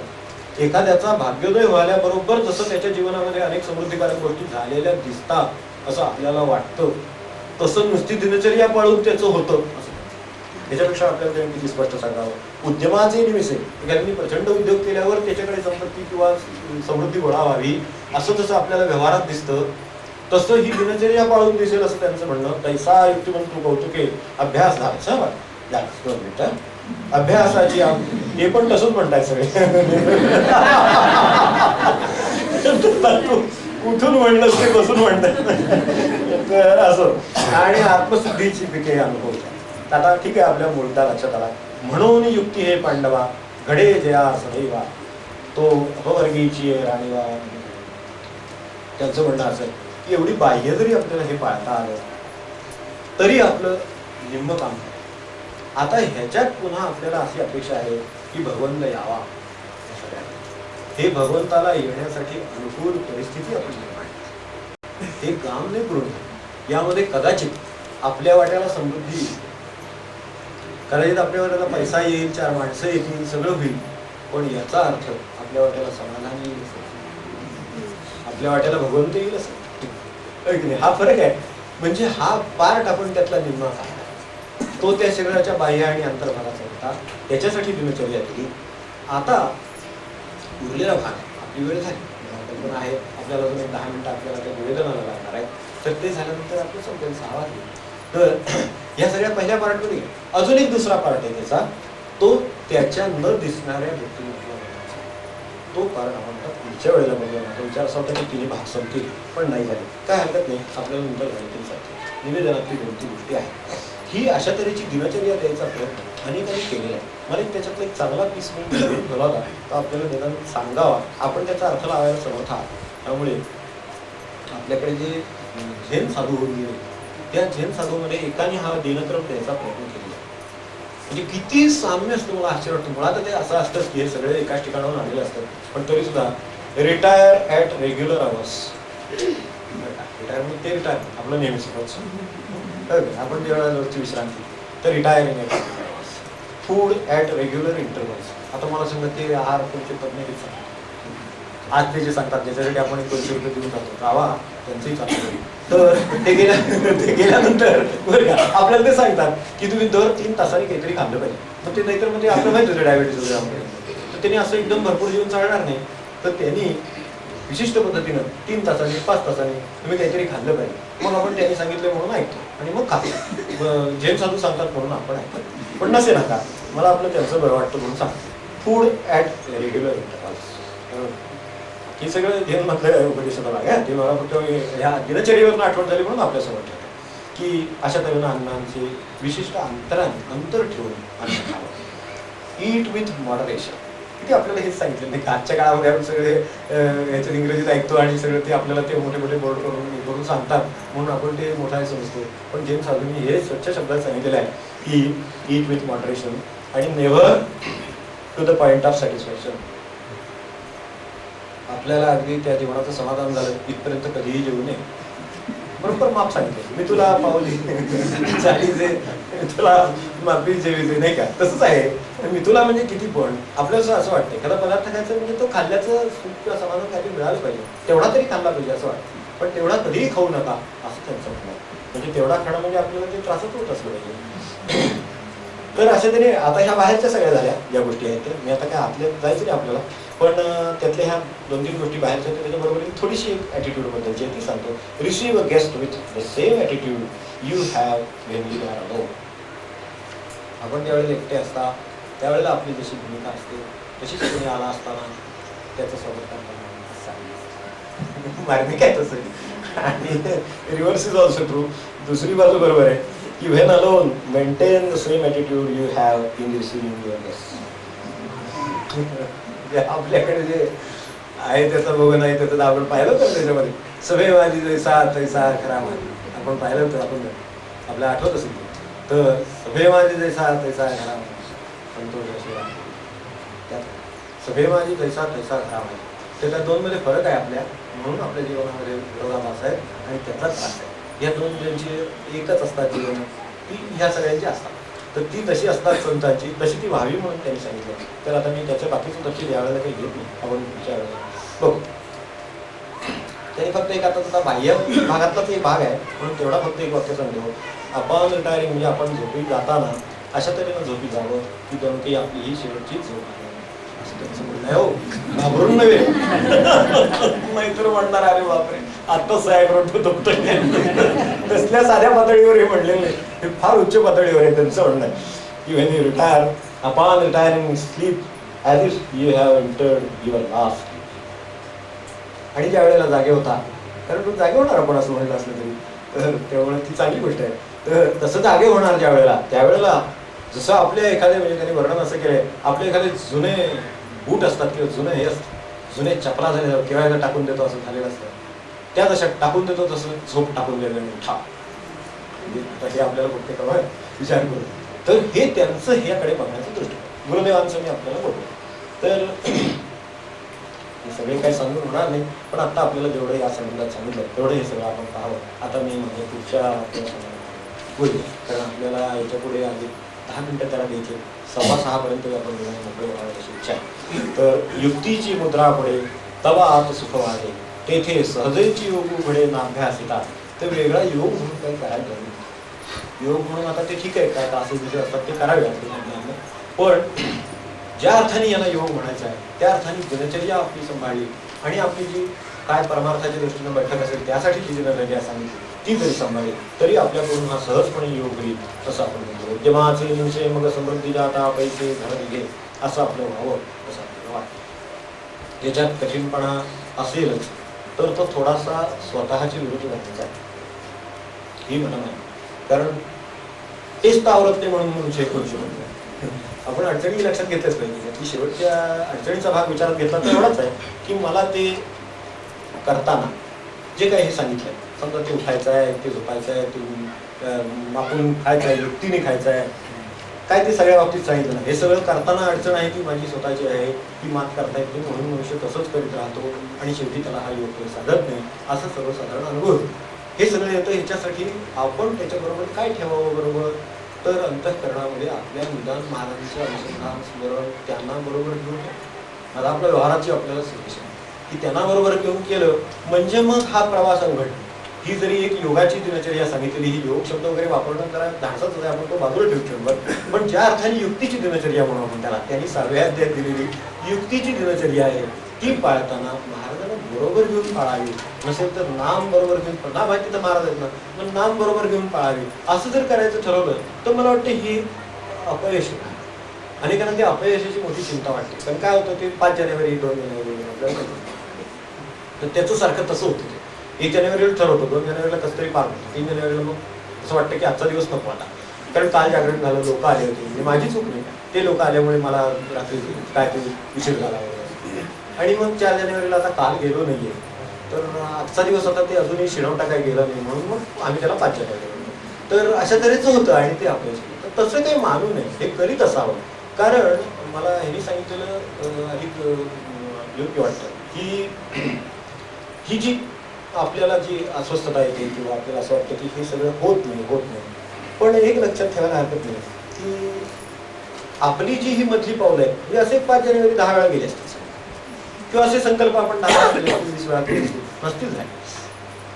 यश ज्या वेळेला मिळतं माणसाला ते शेवटच्या पावलाला मिळतं, म्हणून ते मागची सगळी पावलं अपयशी असतात. शेवटच्या 100व्या पावलाला यश मिळालं, मग 99 पावलं चाललं त्यावेळेला कुठे यश मिळालं होतं तर ते मिळालं. ती 99 पावलातलं हे पावलं आहे असं समजून पुढचं पाऊल आपलं मला सोपं वाटतं की त्याने एवढा योग सांगितलाय, आपण लिहून काढला आणि त्याप्रमाणे करायचा प्रयत्न केला तर ते होईल. फक्त त्याच्यातल्या 100व्या पावलाला यश आहे, मागची पावलं अपयशाची नाही. ते 100वावं व्हावं म्हणून ती सगळी घडलेली आहेत. तसंच माझे संकल्प किंवा कार्य आहे ते घडलेलं आहे, तर ते त्यासाठी घडते तोपर्यंत चिंतेचं काही कारण नाही. आणि ही अर्जुनाची भूमिका आहे ती आपण लक्षात घेऊन काय आता प्रार्थना आणि आपल्या 6 अध्याय थोडा युगमार्गाचा म्हणून अवघड म्हटलेला, पण आपल्या पद्धतीने तो सोपा करून आपल्याला होता. तर आपण तो प्रश्न उरलेले आता काही उरले आहेत. हा अध्याय लवकर संपेल आणि त्याचा सारांश आपण पाहतोय म्हणून संपेल. बाकीचं मधलं जे 160-70 ओळ्या ते आपण एकदा सहज वाचून ठेवणार. त्यांच्या अनुभवाचा भाग आहे तो कुंडलीचा वगैरे, तो त्यांनी वर्णन केले आहे. त्यातल्या काही ओळ्या आपल्या लक्षात येतील की महत्त्वाच्या आहे, त्या आपण विचार करायला हरकत नाही. आणि तो कुंडलीचा भाग आहे तो ज्यांना त्या वाटचालला शक्य आहे त्यांनी सांगावा. तसेच त्यांनी हा शोपा योगाचा मार्ग चालला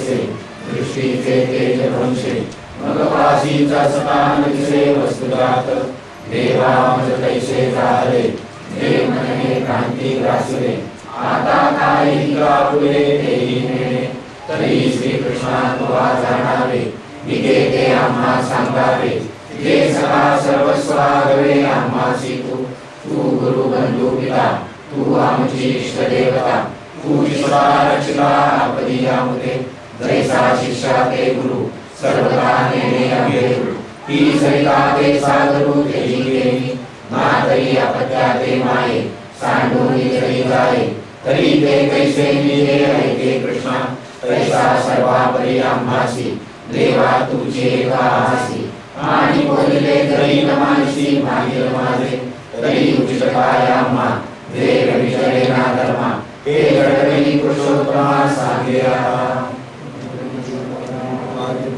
श्री ज्ञानदेव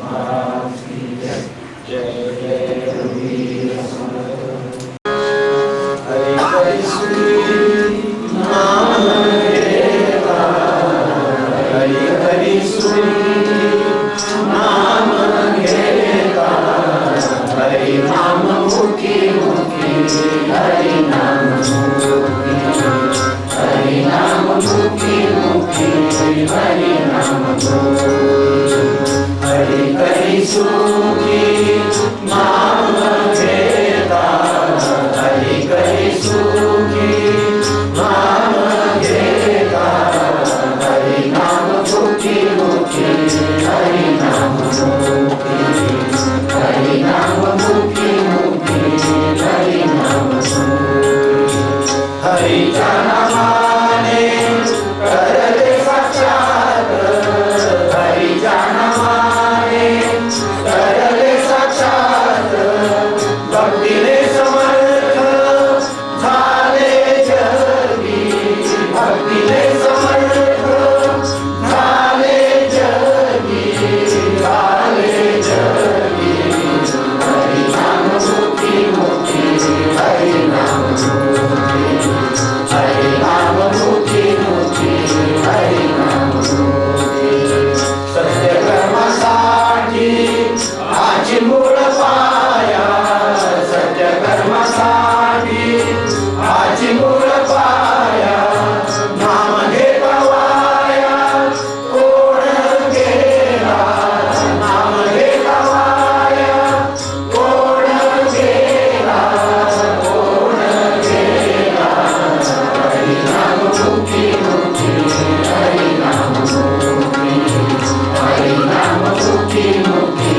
हरि नाम मुखी म्हणे विश्वनाथ हरि हरि बोला म्हणे विश्वनाथ हरि हरि बोला हरि कृपेचा कळे भक्ती हरि कृपेचा कळे भक्ती कळे भक्ती हरि नाम मुखी मुखी हरि नाम मुखी हरि नाम मुखी मुखी हरि नाम मुखी हरि हरि सुखी नाम घेता हरि हरि सुखी नाम घेता हरि नाम मुखी मुखी हरि नाम मुखी हरि नाम